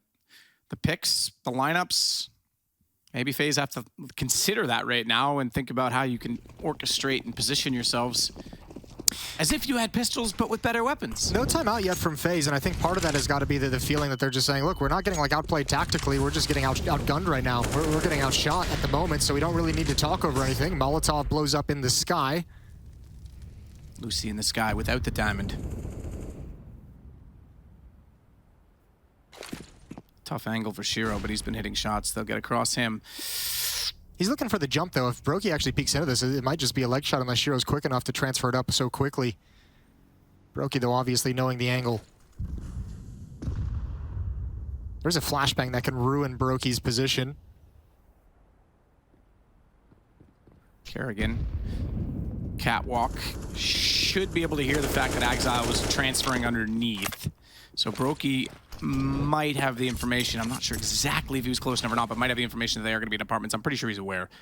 He has not budged in his position. He has not flinched on his angle, and he's ready for the peek. He nails it, drops off. Kerrigan able to support. They work out catwalk, and Kerrigan, with a smoke down, is able to thwart that approach for now. The Molotov will extinguish the flames. That'll allow them back off further. Nafany times it well, but Brokey comes back out to cover Kerrigan despite taking HP, or rather a substantial loss of HP. Rain has already rotated, so the loss of Rops confirms the last player of Hobbit. They looked away, wrong time to do so. Rain's able to swing it back and doubles up. He had to. They needed heroics considering the flash positioning, and it's all on to Hobbit. He's found Rain already. Brokey on 11 HP was the one that started this whole exchange and had to back away. They know it's the AWP. They know he's transferred away from the van to start out this round, and Hobbit's going to gamble that he's got time, therefore, to plant the bomb. Trajectory of the nade gives his position away, and Hobbit makes no mistake to put him down. Great clutch from Hobbit. He lost a 1v1 earlier in the previous map. He gets it back here. This is great. This is great from players. Another tough round for them, but they're able to swing it out. Exile's having so much impact at the moment. 12 and 4 for him. 10 kills on Inters, 10 kills on Hobbit. They're doing phenomenal work, and FaZe still can't get a grip on the CT side. Now you're calling the timeout. Now you're calming everyone down and say, don't worry, we still have time to claw ourselves back into this round. We're going to have to make it into a comeback, obviously, but no time to panic just yet, as you still have a chance to keep this close going into the second half. Even with Brokey finding that opening kill on this attempted split, it's Nafany coming through the smoke that really puts the defense in a tough spot. Sometimes in these timeouts, I mean, like you say, it's not a huge tactical issue right now. Players have called a timeout right after FaZe's timeout. All right, so they got back-to-back double timeouts. I was gonna say, sometimes it's, sometimes you just call the timeout. You don't say much if you're carrying in. Maybe Robin comes in with a few things to observe, but sometimes you just want to catch your breath. Just take a break, take a breather. You're not that far out of it. Like you're saying, that, it's 8-1. The scoreline's pretty one-sided, but it's just hit the shots. Close in the last round. Compose yourself, move on. Psychological reset as much as a tactical one. Yeah, we just saw it on the camera too. No one really from players really having any kind of a conversation. Everyone's lips were sealed despite them maybe that's what this is. Off that this is like the counter psychological timeout. Yeah. It's like, oh, you want a timeout? What timeout on your timeout? So then you overthink your timeout, and our timeout becomes more significant. That's beautiful. Look at that head. Yeah, you would say that. The similarities are striking. Yeah, he obviously uses pre-shave oil. Well done. I don't even know what that is, which I'm going to take as a win for me. You'll find out soon enough. Oh, okay, all right. Give it a few years. Double scout on Twist and Kerrigan. Dangerous game. Tagged up, and actually Kerrigan's on the winning end of that exchange, and he wants to go back for more.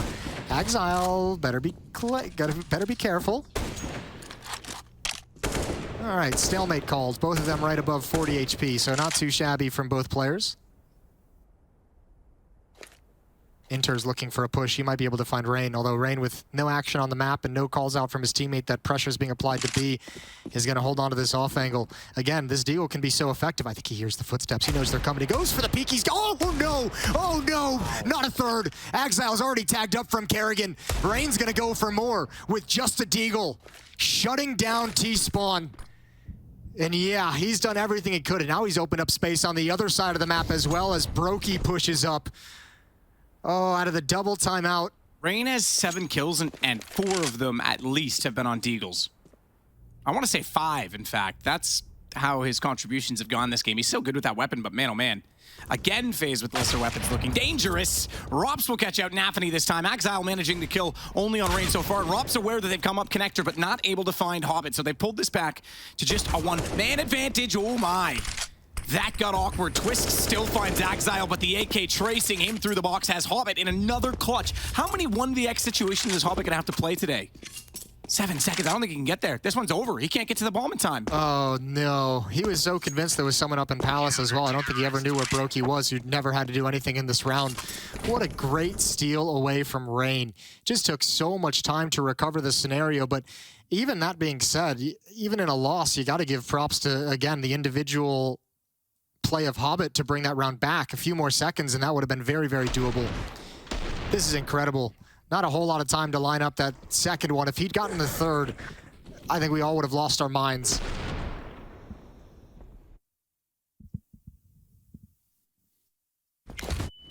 I love how stoic Rain is too, right? Yeah. Just, yeah, cool. Fist bump. Job done. Yeah, nailed 2 amazing headshots. Brokey this time underpass position. Exile to play against this. So a different setup once more. Tried to bait him in a little further. Brokey's aware. Oh, that smoke, is it gonna... Oh, I wasn't sure that was gonna plume in time. I thought Nafany was gonna get a free one. Rops has no idea Nafany's here. Oh, pre-aiming the angle a little bit too deep. 2 players were spotted in the underpass. I think Nafany believed he could catch him sleeping. Good heads-up play from Rops, but Shiro's got one top mid. Flashbang a little bit late, and Rops still being incredible. 3 kills in the round so far. Everyone else on the team has lost their fights, and Rops almost catches one player picking up the bomb and bailing out. Shiro would love to find this, but Rops wisely gives up the aggression. Shiro again with the only kills so far, 4 players in this round. And look at Exile though. Well, you can see where Twist died as well. He was trying to push that position at mid while they were trying to play the underpass below him, his teammates. But you're right, this mid's been falling apart over the course of the round, and Exile gets in there now. Even with Rops' 3 kills, like the 2 frags that that players have gotten this round has just completely ruined this map. I don't know how you read this if you're FaZe, if you're Brokey. It's timing. It's 100% a gamble. He's aware of it. He's trying to play the off angle. This wall does mean he has coverage from both connector and from the apartments, and that means he can continue to look that direction. So a good awareness situation, but you're right. It was more of a guess than a gamble, and Shiro will slide in. AWP up close. Sees the gun. Oh, but he likes him from there? Okay, that's just unfortunate RNG for the no-scope. That should have been a kill, but it'll be FaZe Clan with their 3rd round. Oh, he just missed it. Again, just like pre-aiming, he didn't expect Brokey to be swinging out. Man, FaZe have gotten away with a couple rounds. Well done from Rops. So out of the timeout from FaZe, that was followed immediately with a timeout from players. FaZe's defense has solidified their stance in this half. 2 in a row. That one convincing with 3 players surviving, so they get to build up money, and players are starting to run out of it. Hobbit down to 0, Inters at 250. Shiro and Exile worse for wear as well. Flashbang comes in, Nafany sees the shoulder first. Good kill onto Rops, who is getting aggressive. Ooh, ooh, Kerrigan jumps into his face, getting ruined. That was a dirty shot. Players looking to rebound and rebuttal to get their 9th, having lost the last twists.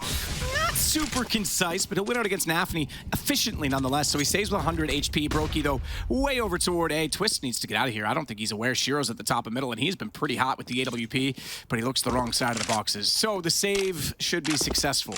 Yeah, great kills at that B bomb site. It's too quick, it's too sudden for FaZe to rotate and try and recover the bomb site, so they're just going to back off and keep these weapons alive. 4 players survive for players, 3 for FaZe.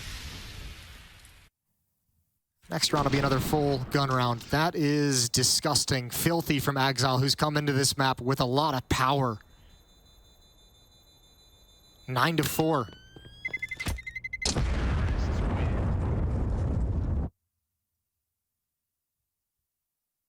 They're moving across this map on the T side very well. We haven't seen FaZe, they've had presence in middle and on catwalk, and obviously we've seen a window and ladder room. We haven't seen them really get aggressive and try and punish kind of the mid control with any kind of like a trap setup, any kind of an aggressive push towards top mid. Once we saw them, that underpass play with Brokey and Twist that didn't really have a whole lot of impact. Round 13. Hobbit saw that. Yeah, he saw it. He knows. He's calling it out. He's blind. He's just waiting for his vision to clear so he can handle business. No window smoke. He's got to be careful. Tries to transfer down. Almost gets it, but almost loses his life as well. And now we increase the pressure on B. They know all the manpower is in middle. Kerrigan's got to hold on to everything. His teammates are falling. He's got a double kill. Make that 3. Finally falls. That's an incredible effort from Kerrigan considering the circumstances. Hobbit had a shooting gallery at mid. He was a bit inefficient to find the first kill, but that was... Look at Rops. They're going to rotate this back around. Shiro as well, but you're right. Rops is already pushing up. He's going to cut off the bomb. That is the bomb, and it's down with 1:10. Now, a lot of time to work with. It's a one-on-one. Oh, excuse me. Rain's still in this, but Hobbit's going to go a long way back across the map, and Rain is in a reasonable position to cover this off as Hobbit gets caught in the cross. Oh, no. Kerrigan. This time he stands tall. Triple kill at the B bomb site. What a phenomenal play from Kerrigan to keep FaZe in that round. Still, money's a bit busted. 2 rounds left in this half, so it's not the biggest deal in the world. But this one right here, 2 AKs, 3 AKs. It's going to be 4 AKs for players and a Tech 9 on Nafany.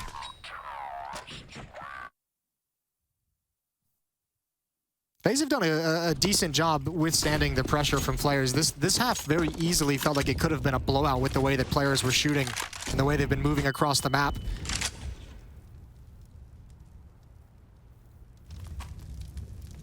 And FaZe have a chance to still make this a close half, a close affair. If they can rattle off this round, you roll out the red carpet to a 6-9 half. Shot from Twists. Heard twice in the head of Shiro, the M4 double dink. Classic. Rain gonna spray inside of the smoke, has to back off the connector position. Twists then tries to redress window, but they have a late smoke for him, so he won't get the opportunity to strike as he thought he might. Rob's holding this close angle with Inters above on the drop. No one to flash Inters in. That has been certainly a storyline we saw with the Na'Vi games on this map, is how many times Simple was flashed in toward A main. Twist going back for it? I was going to say, X-Ray's misleading. He's already outside the hole. Yeah, they've got a 5-on-4. No reason to stay aggressive there and get picked off by some kind of a boost or creative play in towards window room. Just back off, keep an eye on it so you can call it out to your teammates, and you're also in a position to rotate to both bomb sites relatively quickly in support.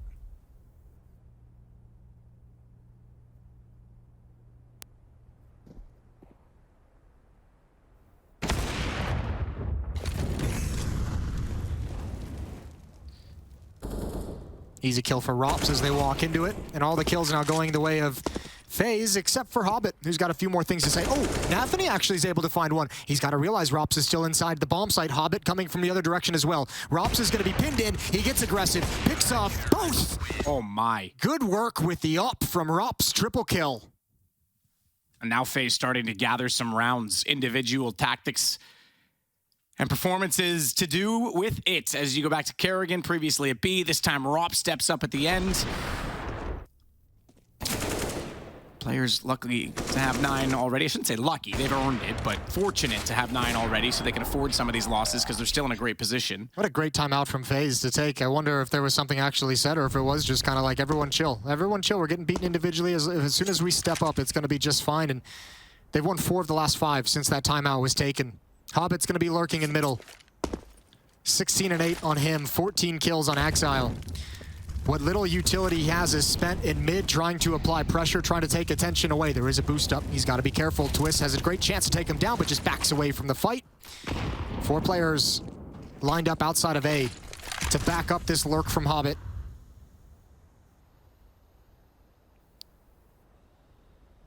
He's at least taken attention.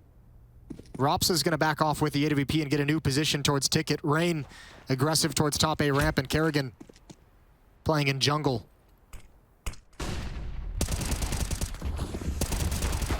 Good shots and exchanges, but Inters with the pistol wins it out. Rain can't collect more than 1 kill.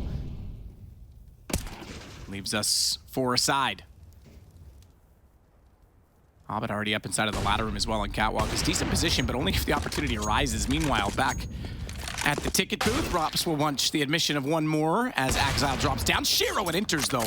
My God, Deagles take down Kerrigan and Rops at range, and they are inside of the A site. Twists starting to rotate late, and Hobbit can be a huge problem for them now. Taste of their own medicine. They've had enough good Deagle rounds in these 2 maps that we've seen played. Finally, Players is able to respond and return the favor. Good, easy kill from Shiro. No utility. Actually, excuse me, Brokey did have a flashbang to take away that angle, but now he's left in a 1 versus 3. They all know where he is. Hobbit's going to start shifting as well. Brokey into the bomb site. A little bit of creative movement, but can't land any of the shots, and that's it. Players survive. They get the last round of the half. A late run from FaZe Clan keeps them within striking distance. It's 10-5 in the favor of Players, who are trying to take us to a 3rd map in this playoff game at ESL Pro League. We'll be right back after the halftime break.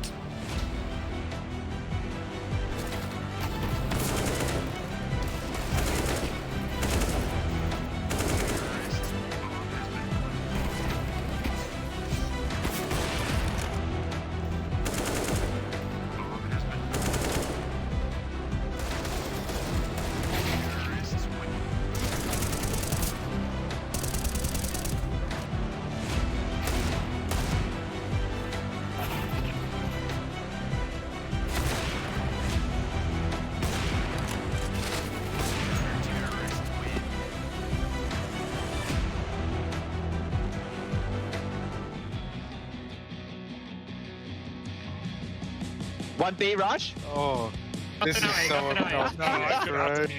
I'm gonna have to mute them. Yeah, steps on B. Noise B. Yeah, on B side, pushing it. One towards bench. Tap at him.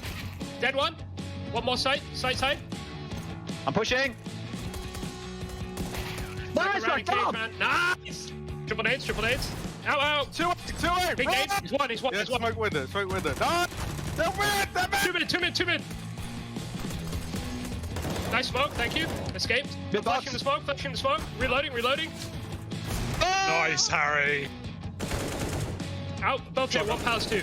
Maybe flank. Jungle. Nice. He's a boomer. Come on! Nice. 1 HP. I know it's a nice. Let's go. Harry, please don't scream again. Nothing AA's, but 50. Half HP B rush, still apartments. AK-47 acquired. Nice try. Jungle, he is all blue. Ram could be out Tetris. I don't have vision. Ooh. Nice, Chad. Good half. Well played. Oh my god. Look at the spare on Harry's face. He can't Lots of pressure here. Out 10. One middle, one triple. Default. Yeah, close. CT. Oh! Unlucky. I got jammed on the wall. My boomer movement, man. Two mid. Where? Two mid. Cool shotgun. Rush one more. B.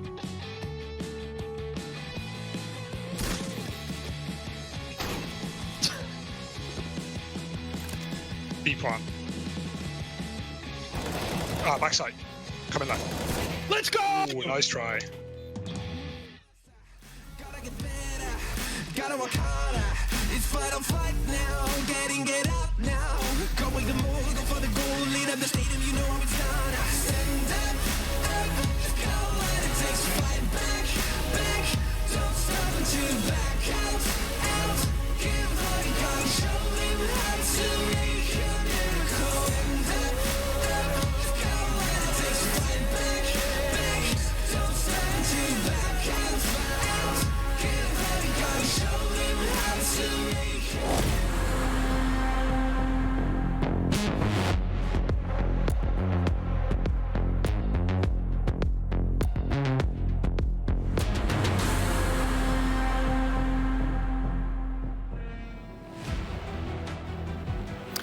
Well, players have definitely shown up in the second map, having gone down 11-4 in the first half of Inferno. They lead 10-5, swapping over to the CT side on Mirage. Much better position to be in, and certainly they responded well. Despite 2 rounds in a row at the end of the half for FaZe, the Eagles winning their 10th. Yeah, I mean, some brilliant shots as well. They were actually at a disadvantage in that round. They just slid into them. So, I mean, that tended to be the strength of that T side for players was just everyone stepping up individually, shooting well. They did move very well as a team as well, find some good impactful lurks and some great clutches from Hobbit. Let's see if Kerrigan's got another good T half to call in him. Inferno was mind-blowingly excellent from Kerrigan's calling. If he can do it again here, that would be something special in this series. Shiro's going to get the corner boost inside of the B site, so a little off angle for him to hold with. Nafny already starting off the killing by taking down Rops. And here they go. Inters to bait them in. Do they expect Shiro's position? Rain. He's going to go wide by it, though. Oh, missed shots, but they never get the chance to look back. By the time Twist responded, Shiro calmed things down, and now he elevates them and excites them as he takes down Brokey in the window above. All onto Kerrigan. Man, oh man, can someone do some damage? Nafny tagged up twice and still not taken down. Kerrigan gets removed by Hobbit. Yeah, the nightmare continues. Solid shooting outside of maybe the first initial ones from Shiro as he readjusted his aim, but that's nice. The fake doesn't pan out when Rops goes down. Players is not unnerved by any of the pressure. The Molotov towards Ticket, they're hoping, they're designed to pull a second player away from the B bomb site, but no one had to budge. Shiro and Exile holding onto the B bomb site very efficiently. Good shooting. 11-5. Much like FaZe on Inferno, a pretty dominant first half, and then winning the ensuing pistol is going to put a clock on this half for FaZe. They don't have a whole lot of mistakes to give up. They don't have a slow start in them. They have to get going as soon as the guns come out in the next round. Here we normally see that buy, but no plant. They're just going to save up for the AKs. So unarmored Glocks and a P250 on Kerrigan. This should be pretty easy for players.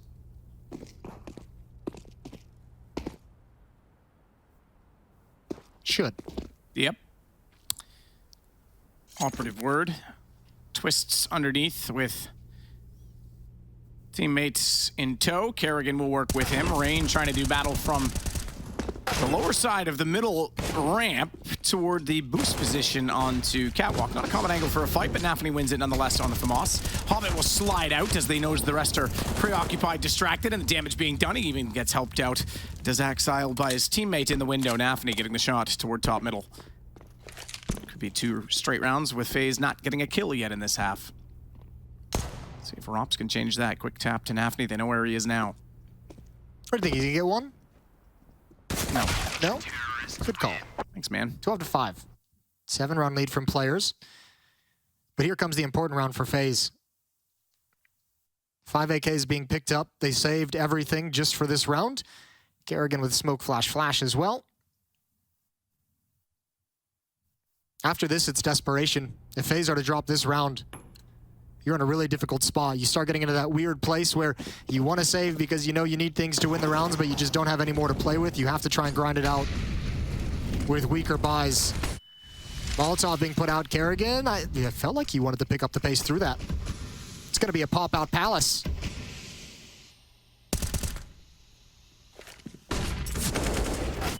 Shots out, doubly so. Shiro, though, able to get Rain. He's doubled that. Brokey down. Rops gets only 1. Finally, at least a kill for them, as it's all on to Rops. Kerrigan removed, and he, with the AK, knows he's in trouble as they slide out, follows up, but Hobbit sees him through, or rather sees his elbow past the edge of the wall and gets him through the edge of it. So, huge lead now, 13-5. Yeah, players just look like such a different team in this map, and also, I mean, obviously, it helps when you have Shiro obviously getting a triple kill like that. He's up to 19 kills now. Hobbit's at 19 kills. Axile at 16. All the win conditions you have if you're players, all the players that you normally say, these are the guys that need to put up the numbers, the Shiros and the Exiles. They're delivering here on Mirage, and that's why they're making it look easy. 13-5. Deagles and a Tech 9 for FaZe. It's starting to get desperate, and they're starting to have those same looks on their faces that we saw in players in the first map. So both these teams at the moment exchanging blowouts, but Rain's Deagle continues to just be an automatic headshot kill. Exile doing tremendous work again, trying to actually slide up behind him on the wall, but he was a little bit too far off the mark. Does a phenomenal job, though, with the nade as well to take out Rain. This is incredible that we're getting this sort of series. You know, we've seen it a lot this week, specifically with Navi using head trick before Boomich was here, that they'd blow out the first map and then the second one would be close. This one's not close. This is just a blowout in reverse. And remember, this is a single elimination playoff bracket. So one of these two teams is done today, and we're going to go to a map 3 potentially to determine that. Yeah, and also probably the most important thing is don't forget that Blef flip-flopped on his prediction. He switched over to FaZe after that initial map 1. So it's his fault. Yeah, make sure we don't let him ever forget that. 14-5. Huge lead. Players just looking at 2 more to close out this map, and as you said, take us to the 3rd one, the deciding map in an elimination playoff series. Round of 12 here at ESL Pro League. Navi awaiting the winner in the quarterfinals. This side of the bracket is absolutely brutal. Super, yeah. Like it's just incredible that you've got these 3 teams on it. I'm having I shouldn't say all won a big event this year. 2 of them certainly have, FaZe and Navi, and we know players is always in the mix and can take on any of those teams at any given time. Nafany sliding over. He's going to double up again as mid is absolutely obliterated. It's going to be map point shortly at this point, as Hobbits does have a smoke in front of him, has a Brokey staring into it with an AWP, but as they scurry away, that's noise and information that he will use to his advantage. Goes down temporarily as Twists is found. Good response at least by Brokey, but he's in a 1-on-4, 19 HP, and Shiro already has his number.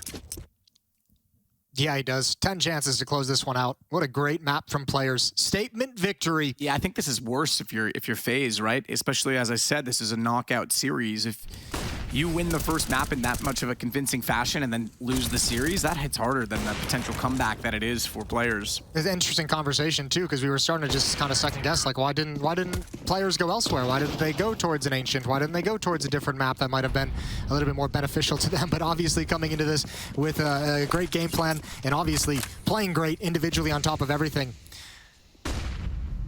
Kerrigan's just got a Mac 10, and Hobbit's gonna double him up before the hit even gets started. This has been a very simplistic T-half just by virtue of the fact that FaZe didn't have all the nades to work with. Hobbit was just going for an ace. He just said, screw it, I'm the gladiator in this round.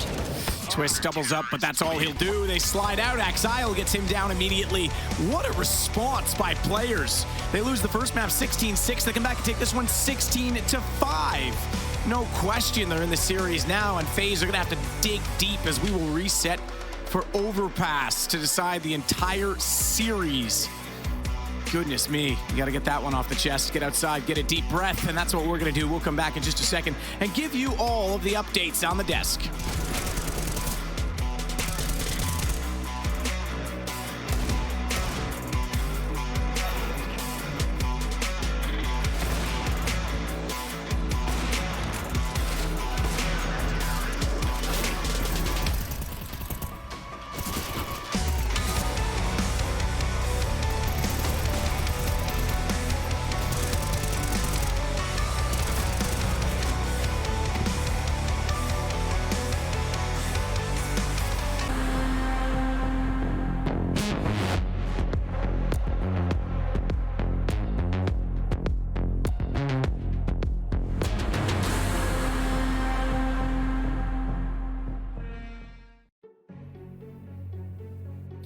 Well, on paper, we knew it was going to be a grueling affair, a matchup fit for the finals that happens in the round of 12. Elimination match at that, but so far in practice, it hasn't really gone that way. The first map was an absolute blowout in favor of FaZe, 16-6. In the second map, players responded 16-5. Now we find ourselves on Overpass. Knife just went down. You saw it on your screen. And I have to report, as you may have seen, that players have won that. So they will start CT side on this, the deciding, essentially now best of one for who moves on in the playoffs. Interesting as well, I mean, in the series, FaZe dominating Inferno with the first half on the T side, 11-4, and then switching over to Mirage. It was players starting on the T side as well that got them out to a 10-5 lead. So the T sides have been extremely effective from both of these teams on the different maps. Right, sorry, I said 16-6, 16-4. Oh yeah, it's okay. You're close. Sort of. We'll give like a 2-round grace period. I think that's fair. That's legit. It's been, 45 minutes or so since that map was played. Pistol round live here in the third and deciding map in these round of 12 playoff bracket. The winner going up against Na'Vi in just a few days. It doesn't get any easier for either one of these teams, whichever one is to move on. Only one single upgraded pistol in this round, and that's Rops, who has armor and a P250, so a little bit more utility for FaZe to try and work with than you might have expected from some of the other rounds where we've seen dualies and deagles and everything else brought out. They're just contacting to a position where they can actually chuck out their utility. Molotov on Dice likely. Ooh, good shot from Rops. He takes down Nafny. That's going to make this hit very difficult. Axel only has one choice. That's to be aggressive at long, so he has safety from the bomb site. A little bit of an off angle, drops the bomb. He knows they're going to swing on him. He needs this kill, and he's got it. Axel continues his tear, but he's running out of ammunition. Rops, it won't matter. Last bullet, Axel is a beast. Does such a good job. He still has this position. They still have to deal with him, and that allows Shiro post-boost to walk through. Bomb never got planted. This fell apart because Axile ripped it wide open, and as they swing around, Hobbit arrives to take out Kerrigan. 1-0 in the first CT-sided pistol in the series. Goes the way of players. You can't talk enough about how good of a play that was from Axile. He had to take a big risk. You're just hoping and praying that FaZe does not have a lurker out towards long, and indeed they didn't. It was all five grouped up to take this bomb site. They got the opening kill, and he's the only reason players have a shot at winning this round and indeed take it. Triple kill even as the ammunition runs out. Scout on Kerrigan for Deagles to surround it. Shot, Kerrigan hit, so that was a land from Shiro. Scout, and then the nade on top of it puts Kerrigan now down to 32.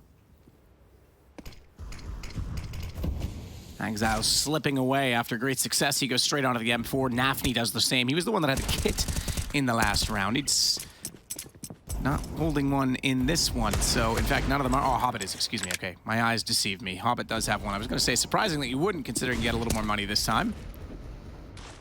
Just playing it safe. Players gonna move up long. They saw an opportunity to get aggressive. They know there's at least one more in bathrooms. It looks like Exile's just gonna continue his push like the Terminator, like Michael Myers, just pushing, walking slowly, but never leaving. Hobbit, sound cue from the door. Now they just swing on him. He was maybe thinking there'd be a flashbang. He's able to get one, eventually taken down, but Interz is still here at the B-bomb site, and Shiro's already arrived. They're going to swing back through the short pipe as well. Enters inside of the smoke. This MP9 could just absolutely shred at this point. Gets one. Bronky at least able to get the response with the Deagle. Brings it to Twists to go with him in a 2-on-3. Tags to Nafni, but he gets Twists down through the edge of the boards. Shot from heaven. Bronky down to Shiro, who worked up catwalk, holding just the USPS, but it will do, and it's 2-0 for players. Looking good to start this one out. They've recovered nicely in this series. As you mentioned, that gut-wrenching loss on the first map didn't even look like they had an idea of what was going on. They arrived in the second one ready to play, and at least early on in the third, looking good. 2-0, this time not taking a whole lot of damage to those Deagles from FaZe that have been such a nightmare to deal with throughout both of these maps. Even in the losing map, FaZe was able to have impact with Deagles. Mostly unarmored, couple upgraded pistols. Ooh, triple nade. Triple nade set up for the boost, but I was going to say no one there. Nafni nearly walked into it. Fortunately, he was just behind the play. He's like, oh, thank God. Thank God I just took my time. 1 little second of hesitation. It wouldn't have been the worst thing in the world. Obviously, it would have sucked to go down in that fashion, but he only has a USP, not even investing in weapons because he knows it's going to be unarmored opponents. So saving some money and obviously can salvage a weapon if it was to hit the deck. But doesn't have to even think about that for the moment. Exile pushing up long, wants to take some map back. He'll get one shot immediately onto Twists, drops him down at Fountain. So 2 kills already, and a bit of damage as well you saw underneath in the underpass as they, and by they, I mean Shiro, pursued a kill that got away up the ladder, but Inter's now finding and capitalizing on Kerrigan's position. Hobbit will do the same. Rain, the only one left. P250 gets a nice up-close punch to the face of Hobbit. Smart. Yep, throwing away guns so that they can't collect them, knowing that they haven't got a full buy, and if they try and go in there and find M4s, yeah, she's out of reach. See ya. Bye, Felicia. Up in Shiro's hands to kick things off. Yeah, that was so close to being a tough day. Or a tough round. 3-0. All AK-47s for FaZe. Plenty of utility. Kerrigan, Brokey, and Twist leading the way. Shiro with that AWP. Ooh, smoke just covered his opposition. And that front bathroom smoke lets him know there's going to be a challenge. There's going to be some pressure. Exile, he's been so good in these last 2 maps. He comes up for a little bit more, but Kerrigan wins the fight. Nice little one tap onto the top of Exile.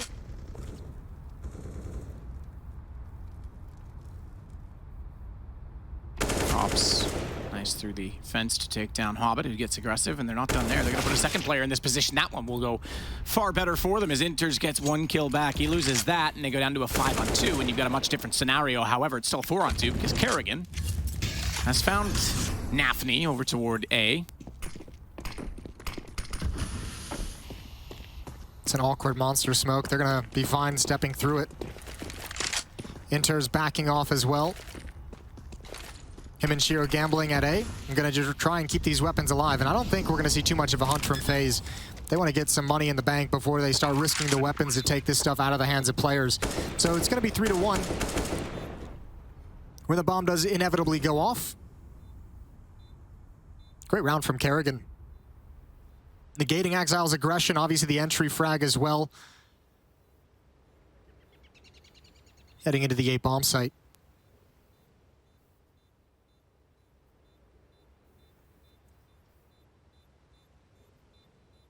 So FaZe on the board. Not dissimilar to scoring as they did in, or rather on Mirage. It was 3-1 there, but they did not get the back-to-back rounds, and that's how players took full control of the economy, as you mentioned at the time. So FaZe still need to look pretty seriously at the next round, knowing especially that the AWP has been carried over. There will be a purchase around that, so we've got another gun round straight up between the two.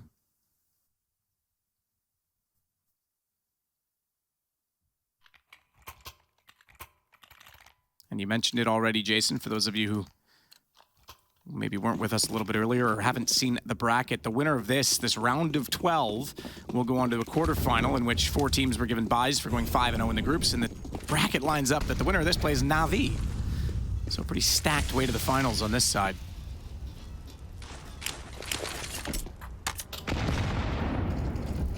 Go for it again. Yeah, absolutely. Different spot, though. They didn't go for the sandbags wall. They went closer on Catwalk. It'll be interesting to keep track of that and see how much Nafany is actually like willing, like, you know, if you keep seeing that triple nade, it's obviously not going to happen every single time, but if you see it 2 or 3 times early, you might not ever be like, hey, let's call for the stack to open up this round, because you don't even really want to risk it, or I'm going to go for a jump peek to see if I can get any information. So those triple nades, despite the fact they're not doing damage, not finding the pick or the kill that they'd like, might actually do something in terms of preventing information being gathered. That's an odd miss from Shiro, and odd positioning from Shiro and Axile. They're in some trouble now. Where does Shiro go? Burning, and he's got to tuck himself into the corner. Now Axile is here. This could be a kind of improvised bait and switch, but it's caught. It's figured out early, and Axile can only get one. The call, they're all there. They know it. And they're stuck in this doorway because Hobbit's got it opened up, and he could cover off the stairs. Twists take the fight instead. That's probably the smarter play. And as he does that, Rops, the only man not involved in that exchange, is taking map control where he can get it. Inter's caught. They've got B. That could have been a problem. If they tried to run back up toward bathrooms and didn't anticipate Hobbit to peek and swing, he could have potentially gotten 2 there. And Nafany would have been more than ready for them to arrive, given the calls already made by Axile and Shiro having gone down. He's going to hide and burrow into the bathrooms to hold on to his M4. So this will be 3-2. Yeah, both gun rounds going the way. This could have been a completely different round. Oh, was he? I guess he might have just been moving a little bit. That sucks. He'll be frustrated. He'll be letting his teammates know, my bad. There was no way Axile was doing anything impactful in that situation. Players coming through smokes, 2 players as well, spamming him so he can't move out of the corner. It's back to live time. Just to give you an update, no one's pursuing Nafany, so good time to look back at that. Replay bomb will go off, and the M4 will survive yet another round. They can force around it, but pistols only, really. I shouldn't say force, sort of half-buy around it. It's the better choice of words. Yeah, and that's what the timeout is going to be about, is how do they want to work this money here? If they go for some kind of a half-buy or some kind of a force up around this, it's going to delay things. They'll get $2,400 losing bonus. That's going to put most people around 4,400, 4,700-ish. And I think they would much rather just kind of chill and take that losing bonus and get M4s and FAMAS and SMG with utility in the next round. Chat with the coach to talk things over. We saw how impactful the timeout was for FaZe. At the end of the first half of Mirage allowed them to stay in that map, even though they couldn't convert anything. Players just recentering themselves quickly. And indeed, no real investment coming out from the CT side. They save every penny they've got. Shiro picks up a late HE grenade. Actually, I think that was just dropped over from Nafany.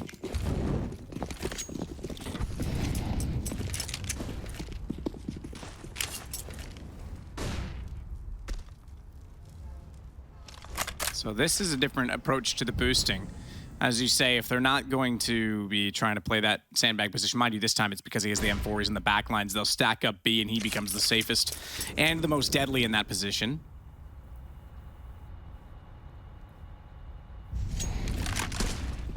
Just fortunately. Yeah, just a gamble. They'll hear that door. Smoke's going out. Molotovs to clear the barrels. Rops just peeking in to see what they can find, but they're not committing to this. Oh, Rops might. Rops is going hunting. Couldn't react in time. Boost up. That's the M4. I actually think that's Rops being so confident. He could have backed off that. He could have got shoulder peeked and hit. He goes for the headshot and goes down because of it. Well, this is kind of scary too now because the rotation is in. Another boost.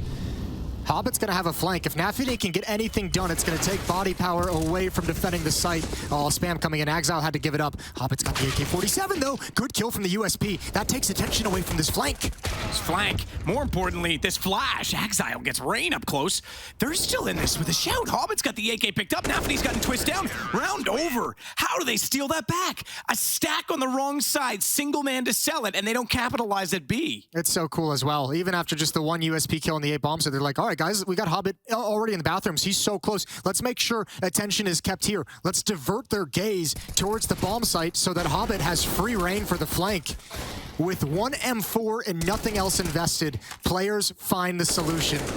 4-2. These are the rounds that haunt you. These are the rounds that get you knocked out of the event when it's the last map of a best of 3. That is brutal. And prevent you from getting any kind of momentum going and prevent Kerrigan from getting any kind of momentum in terms of reading his opposition. Speaking of which, Kerrigan's going to get aggressive around the monster smoke. He's already peeking in. Hobbit's won that as well. Spraying through just in case. Molotov is extinguished. Good shot from Rain, but Hobbit is still alive and still fighting. But they know where Hobbit's gone. The problem is they're not aware of the fact that there's 2 inside of the site. So if they'd had been able to get the rebuttal through the smoke, that entry by Rain was fantastic. Broki's got one more, but here we go. Hobbit's gonna self-boost up on top of the site, and I don't think they'll be ready for this. Those smokes, sure, they might dissipate, but they're gonna fade from the top, and he's gonna find them first. He knows they're on catwalk. He's looked away at the wrong time.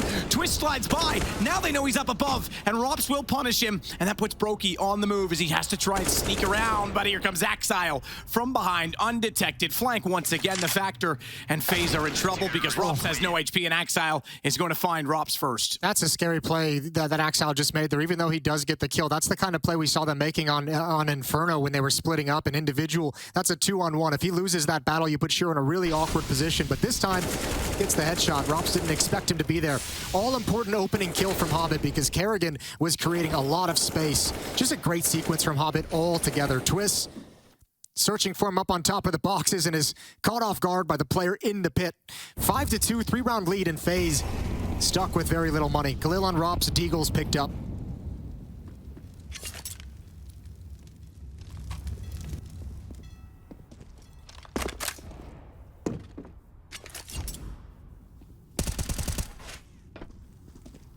Shot from Hobbit, potentially. Gets himself lined up. Rops is going to win that exchange instead.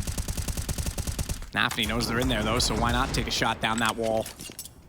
Hobbit's been pretty peaky, pretty aggressive, kind of a nuisance towards that door. I think we've seen him there 3 rounds already in the first 7. Perhaps Gandalf marked it for him. That's where he thinks the ring needs to go? Oh, all the Hobbit jokes. Nafny. This is big. Oh, okay. Kerrigan. It's a nasty shot. Not like this. For the love of God. For the love of God, players, you just stole one away. Don't give them one back. You got to admire this as well. All 3, Inters has called it off. It looked like all 3 were going to rotate over to the A-bomb site. It's just Exile and Shiro with that AWP. And Exile's brought down. This Galil is a thing of magic. Shiro, good position, having already rotated over, playing the dumpster, gets the shot, falls off. They know he's there, but he's going to change the pace here a bit. May actually just call for the save on this. Is he uncertain that they're going in? Yeah, he could have probably stuck around to go for one more, but also why risk it? Look at the money in the bank for players. Keeping this AWP in hand means he'll be able to drop an M4 over to a teammate, so they'll still be able to have a very strong buy in the next round. They didn't win the last round, so you could call the factor of the shot and the impact argumentative, but this round, Rain, he's only got 3 kills in this game. 2 of them have been absolutely stunning on entry. That's crazy. That is as well, especially against the AK-47. That had to have been a very fast kill for Rain, or else he would have been in trouble. So they'll save towards CT spawn and be pretty comfortable in the fact that they can at least keep the AWP into the next round, but you're right, the money whittled down again, so FaZe, that's a fantastic response. Yeah, especially considering it was players who just won the round with the M4 and 4 USPs, and now FaZe went around with a Galil and 4 Deagles. So both teams finding a way to do it in low economy situations, and we get a timeout called. This being from players, as they discuss how they want to position the last little bit of money that they have before they be forced into a saving scenario.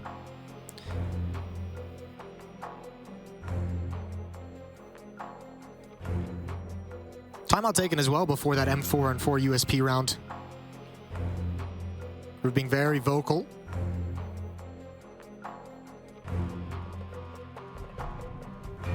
Looks comfortable though. Just hanging out.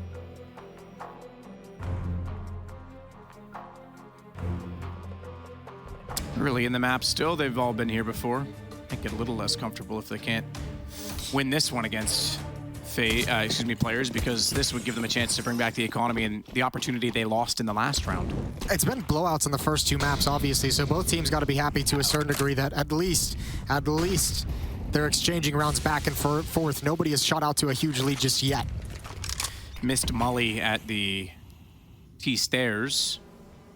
And that means Kerrigan's already gone in behind, flash out. Axile's not peeking it though, and that means he has the advantage because they wouldn't have thought he was there. Oh dear. So, 2 errors that cancel each other out and give Exile back the advantage from the play he tried to set up. And he's got a smoke in an awkward position at Fountain that he can play off of.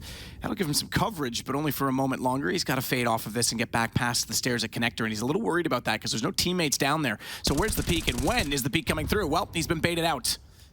Rock in a hard place, or does he just win the battle straight up? I mean, he has no idea where Twist could have gone. He knows he saw a nade earlier from T-Mid. He's calling that out, but this is chewing a lot of time off the clock. Twist is considering his flank. Rain is still looking upstairs to get the information if he's fallen back, and they don't have the read on Exile. He's played this so well in a tense situation, not giving up the fight, not giving up the position or the map control. FaZe have got to feel a little worried at the moment.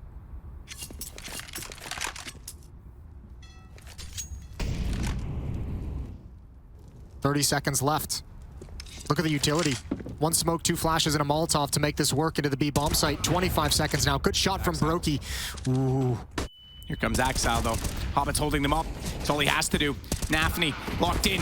Brokey will get the shot in return, but there's Exile. Brokey down. Rops is now left alone. They're so spread out, and they know the bomb is down. They've got eyes on it through the tunnel as Brokey tries to bait a couple of shots. Gets around the corner, doesn't pick it up, goes back for more. Would have thought that he committed to trying to pick that up with 5 seconds, but there's no time to plant it. If he had, maybe he could have forced the issue now. That's actually not bad from Rops, though. He's running back to do it to hope that Shiro's going to be lured into a peak to grab a new angle, and he'd be ready for it. He still finds the op at the end of the day. Shiro's going to have to rebuy that and reinvest it.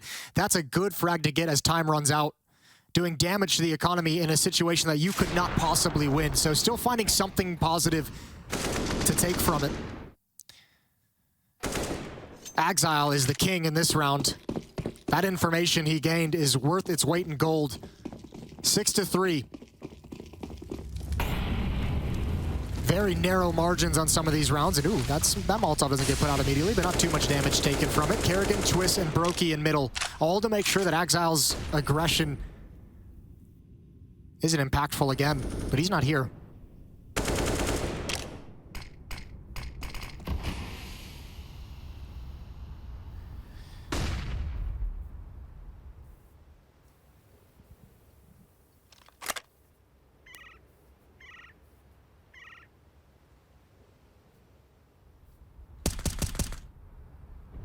Couple of quick shots just to signal the positioning and give them a full sense of security over toward Monster. Meanwhile, Shiro in bathrooms, he's got support. Exile getting aggressive. Very good aggression so far from players on the CT side. Leaving the site susceptible, as long as they can control bathrooms. I don't think Shiro realizes how advanced they are. Maybe he does. Utilities start coming out. Shiro's going to grab one. That's Rain coming up the stairs. Rops goes down as well. Oh, you can have the site. You can have the site. They've got a 5-on-3. And a reverse take from Long. They're pinched in. They have no comfort. Shiro's staring at that with the AWP. Good Molotov to buy some space to get the bomb plant down, but they almost need to take the stairs and control that and defend the site from essentially a take rather than a retake position. They're gonna go back to bathrooms, but Exile's still here. AWP, good find from Brokey. Now they're in a situation that they can control, but only just because Shiro's still swinging back around. Hobbit can clear the side all he wants. Shiro on the pistol, Twists ready for it, but dinked up. Shiro's gonna back off. He knows he's done his job. He knows he's done enough damage. He knows he's bought the space, but Brokey still has position to cover off the bomb. He's forced off it slightly further. 21 HP. He can't commit to this, and that means Hobbit can get closer and closer, and they're on the defuse. Good swing from Twist. Only gets the one, but Shiro's forced away. Bomb will detonate and FaZe find 4. Oh, that's so brutal. Shiro even goes down with the bomb, and remember, he lost the op to Rops at the end of the previous one. That's so much money taken away, and now that kill has an impact. Now it's got a massive impact. Players, that is a hard reset. Everyone beneath 2,000. And a 2 versus 4 for Rops, or excuse me, Brokey and Twist, that they win. Kerrigan's thinking the same thing you do. We have 2 players coming from bathrooms and long. We have to take towards stairs, but there's no access. Hobbit, smart play, just spamming it, and still just can't get it done. Problem, I think, with that was that, and looking at the situation as I did and as Kerrigan did, the bomb wasn't planted for that at all. And somehow Brokey, smartly enough, finds the kill at bathrooms that allows them to retreat back that direction. Rops going in, jumping at barrels. He'll spot that. Needs to be aware that Hobbit's up close. Inter's burning at this point in time. Rops not going to overcommit. We know Hobbit's deadly. Sees that 75. Nice spray down. Thin wood. 2-ply. Well, the reply is a flash, but he won't go any further, so no damage done to Rops. For the boost. Late. Rain's gonna get that. Plywood, the nemesis this round, it seems. Rops is gonna get Nafny this time, not through a wall. And he follows that. Oh, excuse me. Twist got that shot instead. Either way, we're now within 1 round, the difference between these two teams. Yeah, and the economy is just so brutal for players. I mean, once again, just hovering right around 2K. Next round's not going to be the prettiest buy in the world. Again, most players going to be stuck right around 4,400 or just beneath it. FaZe is likely going to even this up at 6. Third map is going to be a game. It's going to be a brawl.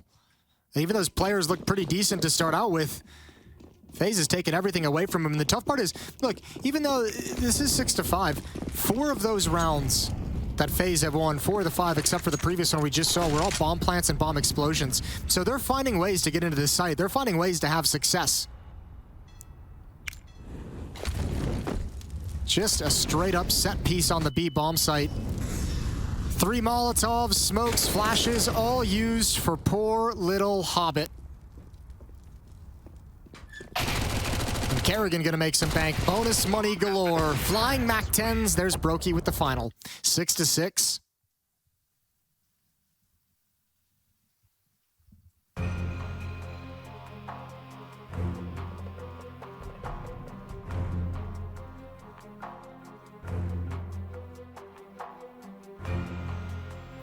6-6. FaZe back into this very much so, and it was a scary proposition when they went down 5-2 and we're starting to lose track of the money, especially because one of those losses was against the Pistols. That's exactly how the other games have slipped away.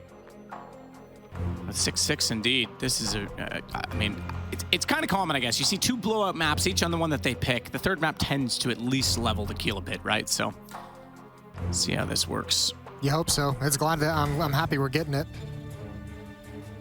Timeout coming to an end. Freeze time coming to an end. 3 more rounds in this first half, and we still haven't figured out who's going to take the lead. All M4s. Shiro no longer able to afford the AWP. Brokey's got his in hand, and FaZe have plenty of cash for the later stages of this half. They took control of things right at the perfect moment. Here comes that triple nade again. Nafny. He's closer this time, but okay, they went for the short one. Because, again, they've been altering that between the right and left positions. I mean, look, they'll take the damage. You're not expecting to get a kill every single time from it. Poor Stewie got absolutely wrecked by it earlier this week. This time it's Hobbit down in stairs. So a little bit of a different look of a defense. Hobbit's normally been playing towards short water, playing outside the squeaky door. This time he pushes down into blue, and he's got Exile in bathrooms for support. I say that, but he's going to be smoked off. Molotov bounces Hobbit's forward of it. I don't think Rain's ready for this. No, he's not. Oh my goodness. Hobbit couldn't land it. Rain was airborne. He landed and catches him through the edge of the stair. So that's an unfortunate exchange for Hobbit. Thank God it's the third map, because that's the kind of kill that makes you turn to your friends and just say, this is the last map I'll be playing today. Yeah. Well, they still have Exile in bathrooms. That hasn't been cleared out. Shiro rotating back from long. Kerrigan goes down. He's been pretty solid on entries. Meanwhile, the main thrust of this attack is going to be towards B. Twist watching for this flank. Oh, it's an easy one. And that might actually slow this down. They hadn't actually pulled the trigger on the execute into the B bomb site. But Inters and Nafany still haven't moved. Great boost. What? The crosshair placement was there and everything. Rops just absolutely smoked him.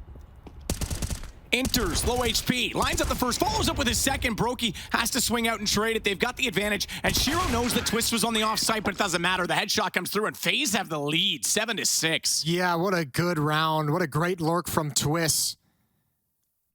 There's been a couple impactful flanks from players throughout this half, and this time Twist is in perfect position and just says, no, not this round. No one's coming from behind on my teammates this time. Great kill onto Exile. And even though Inters has a stunning triple kill, this was the one. That was the one that could have changed everything. And he had the advantage. Oh, man, slow to respond. Nafty's only got 3 kills right now. You can see at the end of that round, he was hand on his forehead.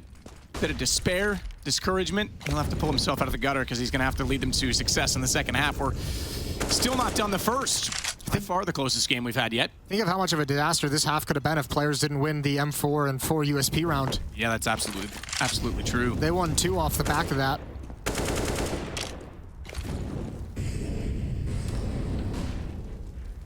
FaZe spread, pretty protected, centralized opening from them. Brokey and Rain in stairs. Twist being very, very passive out by Fountain, just looking for pushes.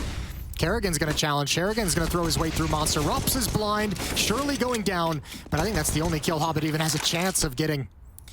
And now Kerrigan's activated, put into play. Brokey's going to get another. He's stopped cold. He is. Kerrigan's very low, so give this round half a chance. Twist's trying to clear the bathroom to make up for the lost ground on Monster. They can't afford to let Kerrigan try and continue to open up that side, so Inter's rotating back around.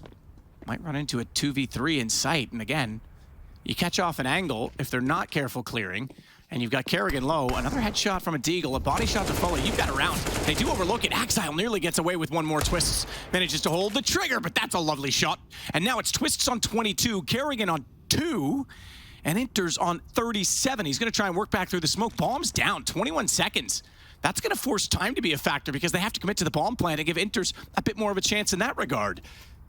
This could quickly fail. He's heard them jump. He knows they're going for the bomb. He's got the shot on Twist, and Kerrigan's down. Inter's nails it. The HP was the factor, and now Gambit tied the game back up. What an incredible clutch. They needed it. Inter's breathed some life into him. That is massive. We have such a close affair. Both of these teams now winning low economy rounds.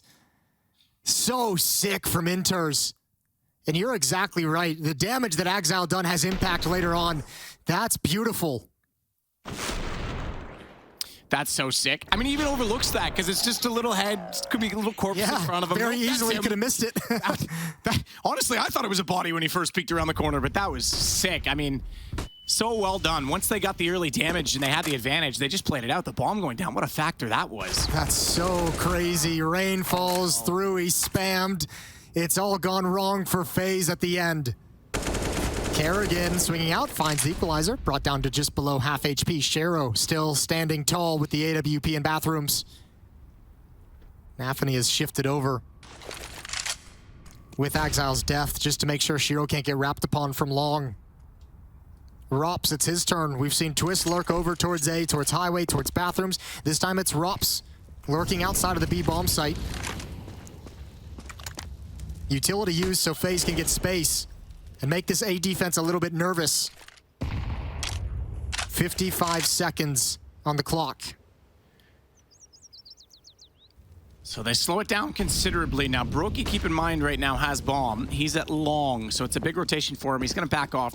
Don't think he feels comfortable going aggressively toward the site. Smoke down instead, just to hold them there.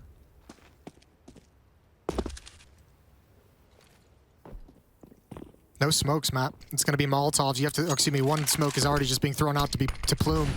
It missed its mark, though. That's going to make him nervous. No Molotov for the truck, and actually it might get extinguished if they were to put one there.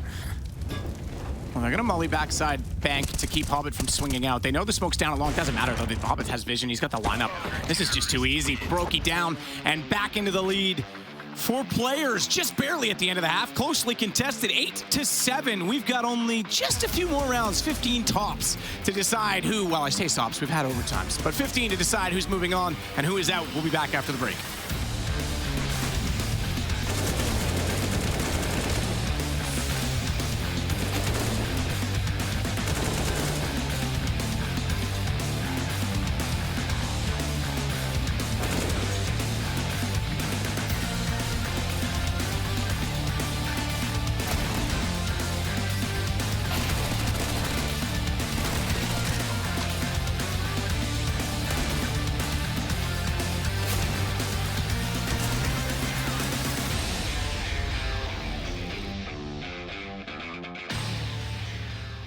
Hello guys, it's Fini here, and today I will show you some pro tips on the BO prepares anchor and what to do in some certain situations. So something basic that you should always have when you want to stop a rush is asking your rotator to do the smoke. You will land it really fast on the monster, and they will need it to, if they are rushing, they will need to go through here. So if you're normally doesn't even matter your spawn, you're just gonna jump right here. You can do a pop flash for you, then don't need to ask flash, just turn and spam in the right corner. This here, because normally people rush in a single line, so they're rushing like pistols and stuff like that, you'll be able to get like some easy multi kills. Another rule that we like to have when doing this is always playing together with your teammate. Doesn't matter if guys gonna play like the safe setup when you guys just holding pit. What I like normally to do is having my molly and my smoke. I just do like this little jump on a ledge, because in this way you won't be able to get like an insta headshot. It's really hard to get to kill like that, only if you get lucky. And right away when you spot someone, you can do that molly, and your friend will be holding this smoke here. You see this black line here. When you spot the guy and you just like they're getting up monster, he was smoking for you, and you land like real fast, and you just block the path from them. And that's an easy way to just block the csgo, because they would need to go out from this right side corner, and pretty much they can die from every angle on the side. So this is my pro tips from Overpass. I hope you guys learned something today, and thanks for watching.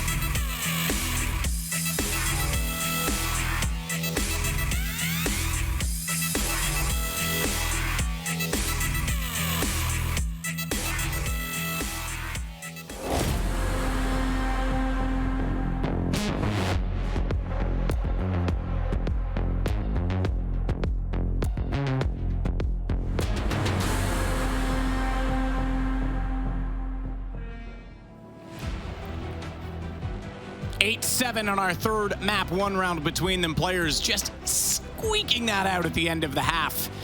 And FaZe now get a chance to be on the defensive side, where in which the pistol was won by players in the first half. So if they can do the same, perhaps they're off to something good. If not, it's going to be a game of recovery, because we know how well players are shooting.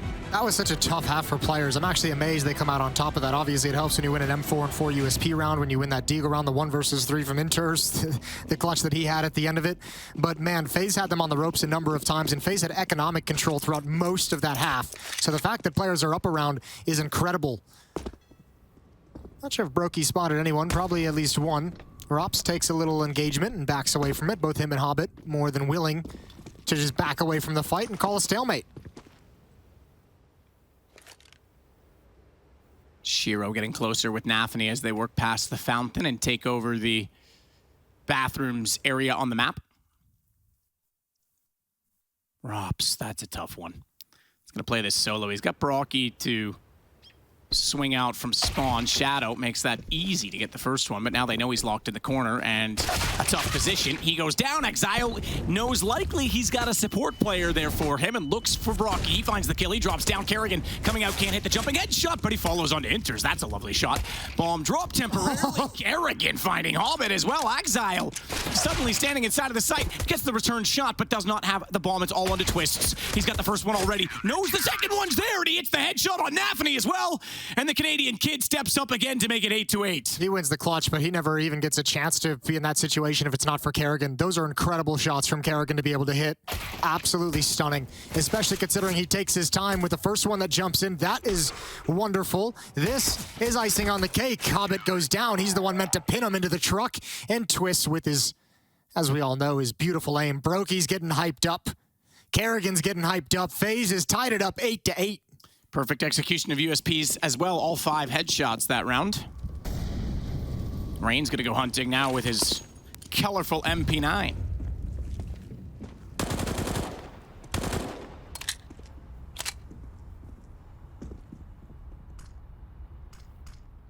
Is that a rose? Maybe a tulip. Tulip?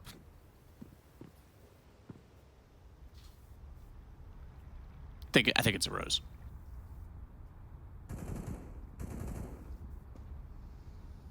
But lean a little closer. You'll find that roses really smell like poo. Ooh, woo, woo. Okay. Outcast, bro. Yeah. Such a boomer. Such a boomer. I mean, that's even a boomer band. I know, I was going to say. Rain, though, here we go. He's going to step up. Inter's found 2 for the MP9. Sorry, Miss Jackson. Brokey, nice kill. You're not for real. Rain's handling business quite well. So is Rops. Nobody goes down for FaZe. 1-round lead, 9-8. AK is going to come out in round 18 for players. As we mentioned, I mean, both T sides in the 2 maps preceding it were just dominant. And obviously, FaZe, I wouldn't say they necessarily struggled on their T side, but obviously 7-8 wasn't exactly the blow up they had on Inferno. We'll see if players can match kind of the level that they brought out on Mirage. They were incredible at finding the early kills in the rounds and really thinning out the defense and opening up the map and opening up space for each other. If that happens again, Overpass is going to be real rough for FaZe. Molotov is extinguished as players make their run towards playground. 2-man stack out towards long. Rops at the tree and Rain close up at the rock.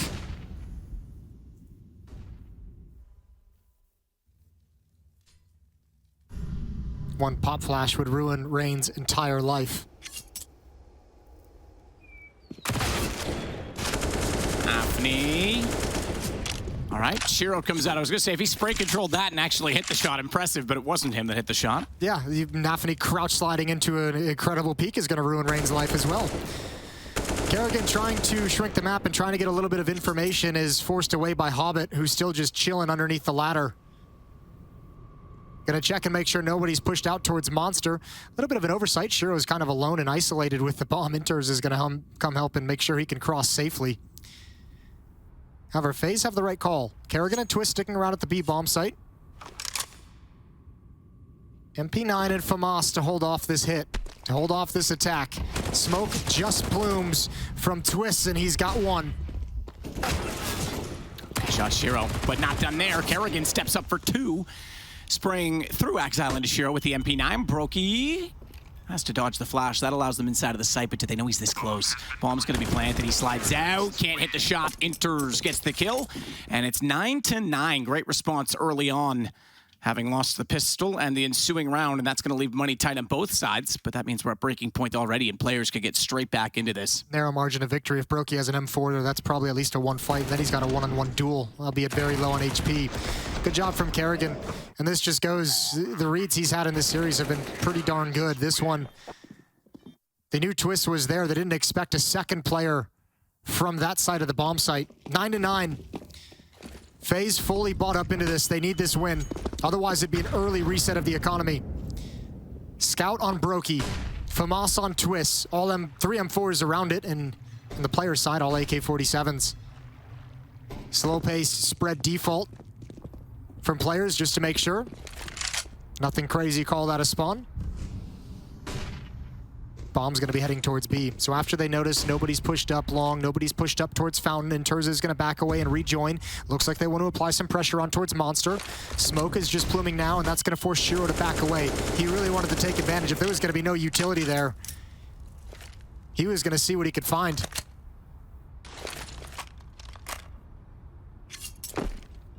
Rops will redress the smoke at the front side of Monster. That'll put us down to roughly 45 seconds before that's gone. I think they've heard 2 players spam.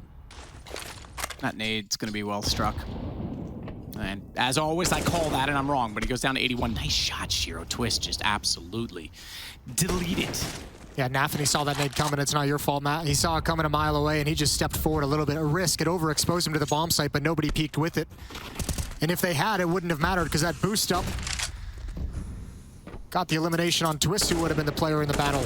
So, a lot of pressure, a lot of attention on the B bomb site for players early on. You can leave Nafany in a lurk position. Actually, he's going to lead the way with low health. See if he can figure out where the opposition is. 17 seconds. They've got to run. Rops is coming over. Rain, how much can he do? Flashbang is out. A little bit clever, bouncing off the wall. They're a bit blind. 10 seconds now. They've got to get in. They've got to deal with Rain. Oh, he's doing so good. And he's going to get towards long. The round's over. Round's over. Absolutely. 5 seconds left already. He doesn't even need to do anything. He just deny the plant. He will. They knew they had to plant it. Obviously, in a normal situation, you'd want to fight one-on-one with him, but hooking for the coverage, looking for a chance headshot, not going to happen. Too efficient from Rain. And FaZe continue to lead, but only by 1 round. Players had the right idea. It was just too slowly executed. The round actually became a teammate for FaZe there with the way Rain could have played that. It's a good find. But with 10 seconds trying to enter into the bomb site, you've got Rain tucked into a corner, you've got Rops distracting, you've got Brokey coming through a smoke. Man, there was no access. Just enough obstacles put in players' way to slow them down and run out of time. Inters has the only AK-47 and 550 in the bank. 3,000 on Nafany and Exile, 2,200 on Shiro and Hobbit. Timeout is called as they want to talk over how to work this buy, how to shift around the weaponry so that they have enough strength to actually win this round. And they've had to come up, players have had to come up with some clever solutions. Remember, they had the 2 low econ rounds they won in the first half with some clever play, some clever boosts, some stacks as well. These timeouts have been very well done from players. We'll see what they come back with this time. Enters out of one Molotov and pinched by another. He's got to hold the wall, which often can be dangerous if nades rain in on top of it, because you're almost guaranteed to get hit by those, but none will. Hobbit instead now, though, getting a Molotov out inside of the stairs. Kerrigan has Exile down, and Hobbit catches him in response. He turns around. He's going to get Rain as well inside of the smoke. Tech9 doing wonders, and he'll upgrade to the M4 as Brokey does turn around and finally end that terror. Yeah, but you've got 2 AKs on the map, and your Tech9 has just delivered you 2 kills. You've got to be so pleased with that. You have to be extremely happy. The next dangerous thing for players in this round as they try and progress across the map is Rops in this position at long. It's such an off angle. And a weird timing for it, too. 1 minute on the clock right now. Inters and Shiro. All attention, all eyes forward. Misleading call here, though, for Rops, because he's not going to see them top mid.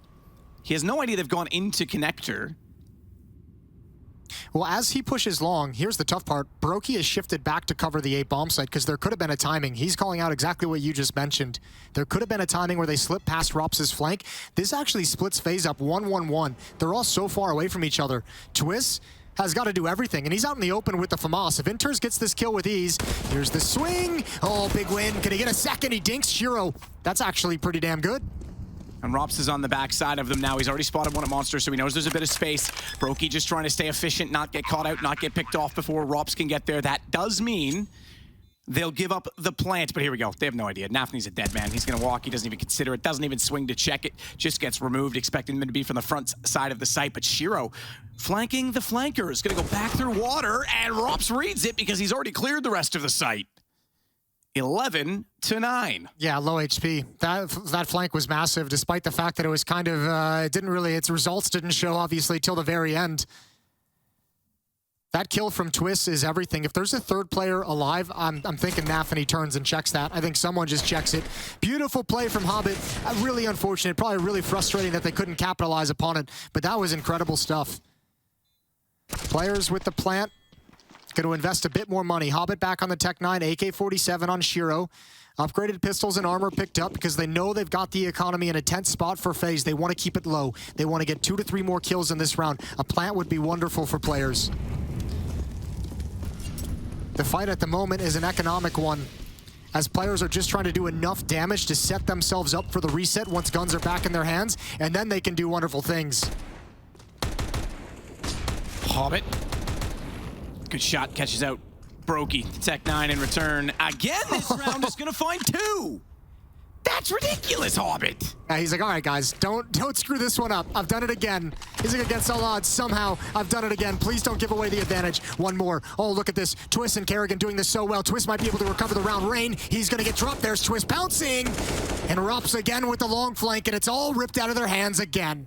Do they know that Inters is coming back from the stairs? Okay, doesn't matter. Rops, you're right. The long flank will catch him because he could have snuck down the stairs. Once again, Rops pushing similar scenes as it was all down toward connector that Hobbit found the kills. But it's Twist this time with the double. They've kind of got what they've wanted, right? They've done the damage that they wanted to the economy of FaZe, but it's still going to be, to a certain degree, a bummer that Hobbit's giving you 2 5-on-3s with a Tech9, and you're not able to convert either one of them. That's some really, really good proactive play from this FaZe defense to push up and take all that control.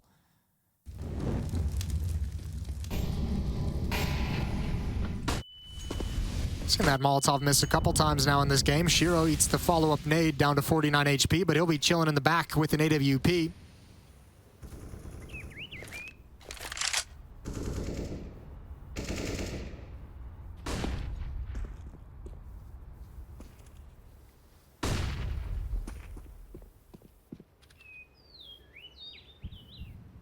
Might get a clash at long. Brokey's here with his op. Rain is tucked into the corner. Shiro doesn't have a flashbang to set it up to go around the flowers.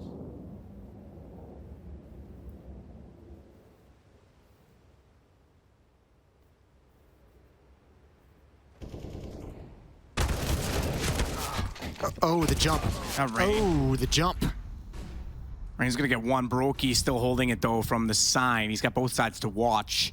Does have rotation in the form of Rops to help him at least be more confident in his positioning. Shiro can't spot anything, so backs off at Brokey. In fact, doesn't want anything to do with it. He's going to try and push Bathrooms to make up for this positional loss of that trade on Rain.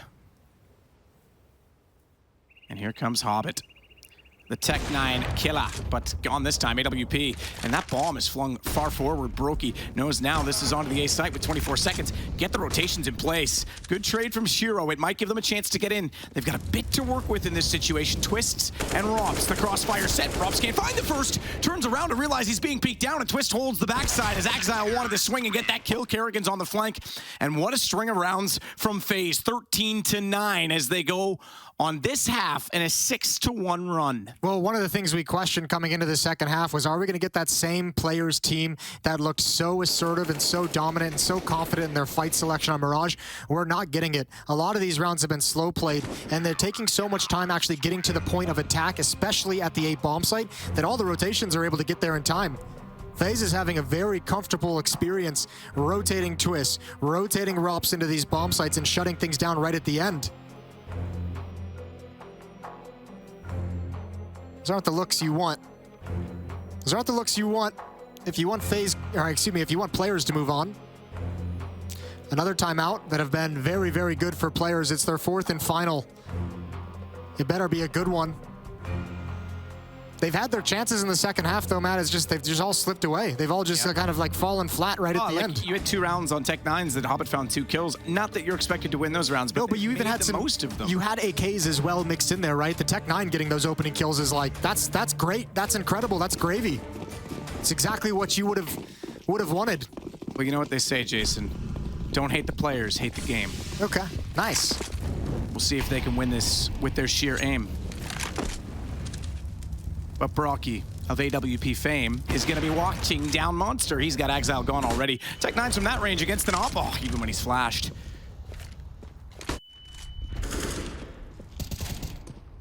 Yeah, you're not moving forward if your player's here. Rops now has control of short water as well, and oh boy does he. He's going for more. Triple kill, slows it down for the final tap. 21 kill on Rops. That's remarkable. I mean, now it's 14-9 and players are starting to fade again. So the T side not looking as remarkable for them as it certainly did on Mirage. This is a 7-1 run in the second half for FaZe. They've dropped one single round. The first round that players had AK-47s. After that, it's been dominance. The only real positive thing you have to speak of what we've seen from players is those 2 rounds outside of the round they won, is the 2 rounds from Hobbit with the Tech-9. Outside of that, we haven't seen the power and strength. Brokey, he's going to stick around. He wants a battle. Blinded, forced off the angle, but he's back into it. Nafany goes down. He's had a tough game. He's been really negated. 7 kills on Nafany. Brokey, again, is able to fade off afterwards as well. So good start.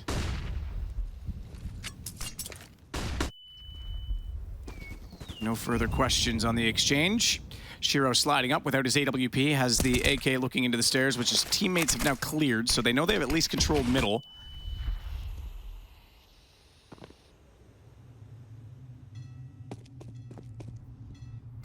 "59 seconds and not really any decisive positioning aside from that small clear, but they haven't considered that Rops once again is out toward long range, is always dwelling at the bathroom somewhere.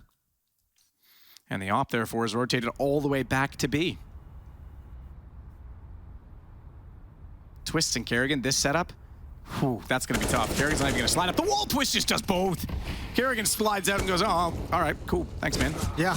Kerrigan probably loves that. He loves that Twist is taking those kills. Even a third one for Twist for the young Canadian. 15-9. FaZe, 6 chances to close out this map and series and book a date with Na'Vi in the quarterfinals. It doesn't look like they're going to need all 6 rounds. This has been dominant.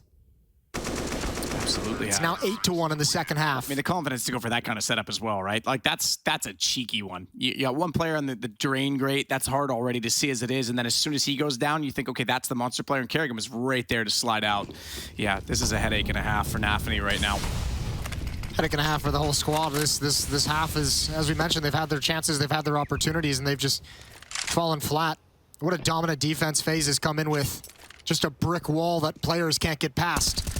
Rain with 1. Now he gets to be aggressive. Again, it's Nafany. And again, there's no ability to trade it back. Look at the utility players have to work with. 1 Molotov, 1 smoke, and 3 flashbangs. And all 4 of them are here. They want to progress all the way to the bomb site. Rops isn't going to let them. That's the bomb hitting the deck. They're just getting thinned out. Rain is going to continue his aggression as well. They don't have the manpower to watch this. Rain is going to wrap around, and he's going to find a freebie. At least 1.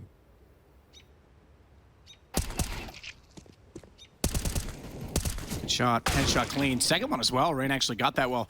Dancing and darting along the edge of the wall. Shiro will put him down, but this is over. FaZe are moving on. Shiro's got nothing for this. Yeah, it's a shame. This has just kind of fizzled out, hasn't it? It looked great in the first half. It's a great recovery from FaZe, considering how the first map went. That's one way you have to look at it, because they certainly look poised again.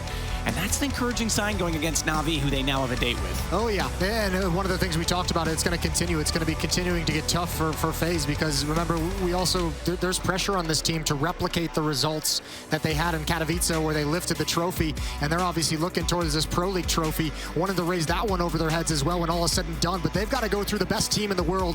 That's going to be in a few days in the quarterfinals. For now, does this become a battle for the Grand Slam? Ooh, that could be interesting. That could be spicy. We'll see how that one progresses as the year goes on. Obviously, FaZe looking in prime position at the moment, or at least in the lead pole position, as you like to say. Either way, we're going to a break, and when we come back, we'll get the desk to close out the evening. Have a good one.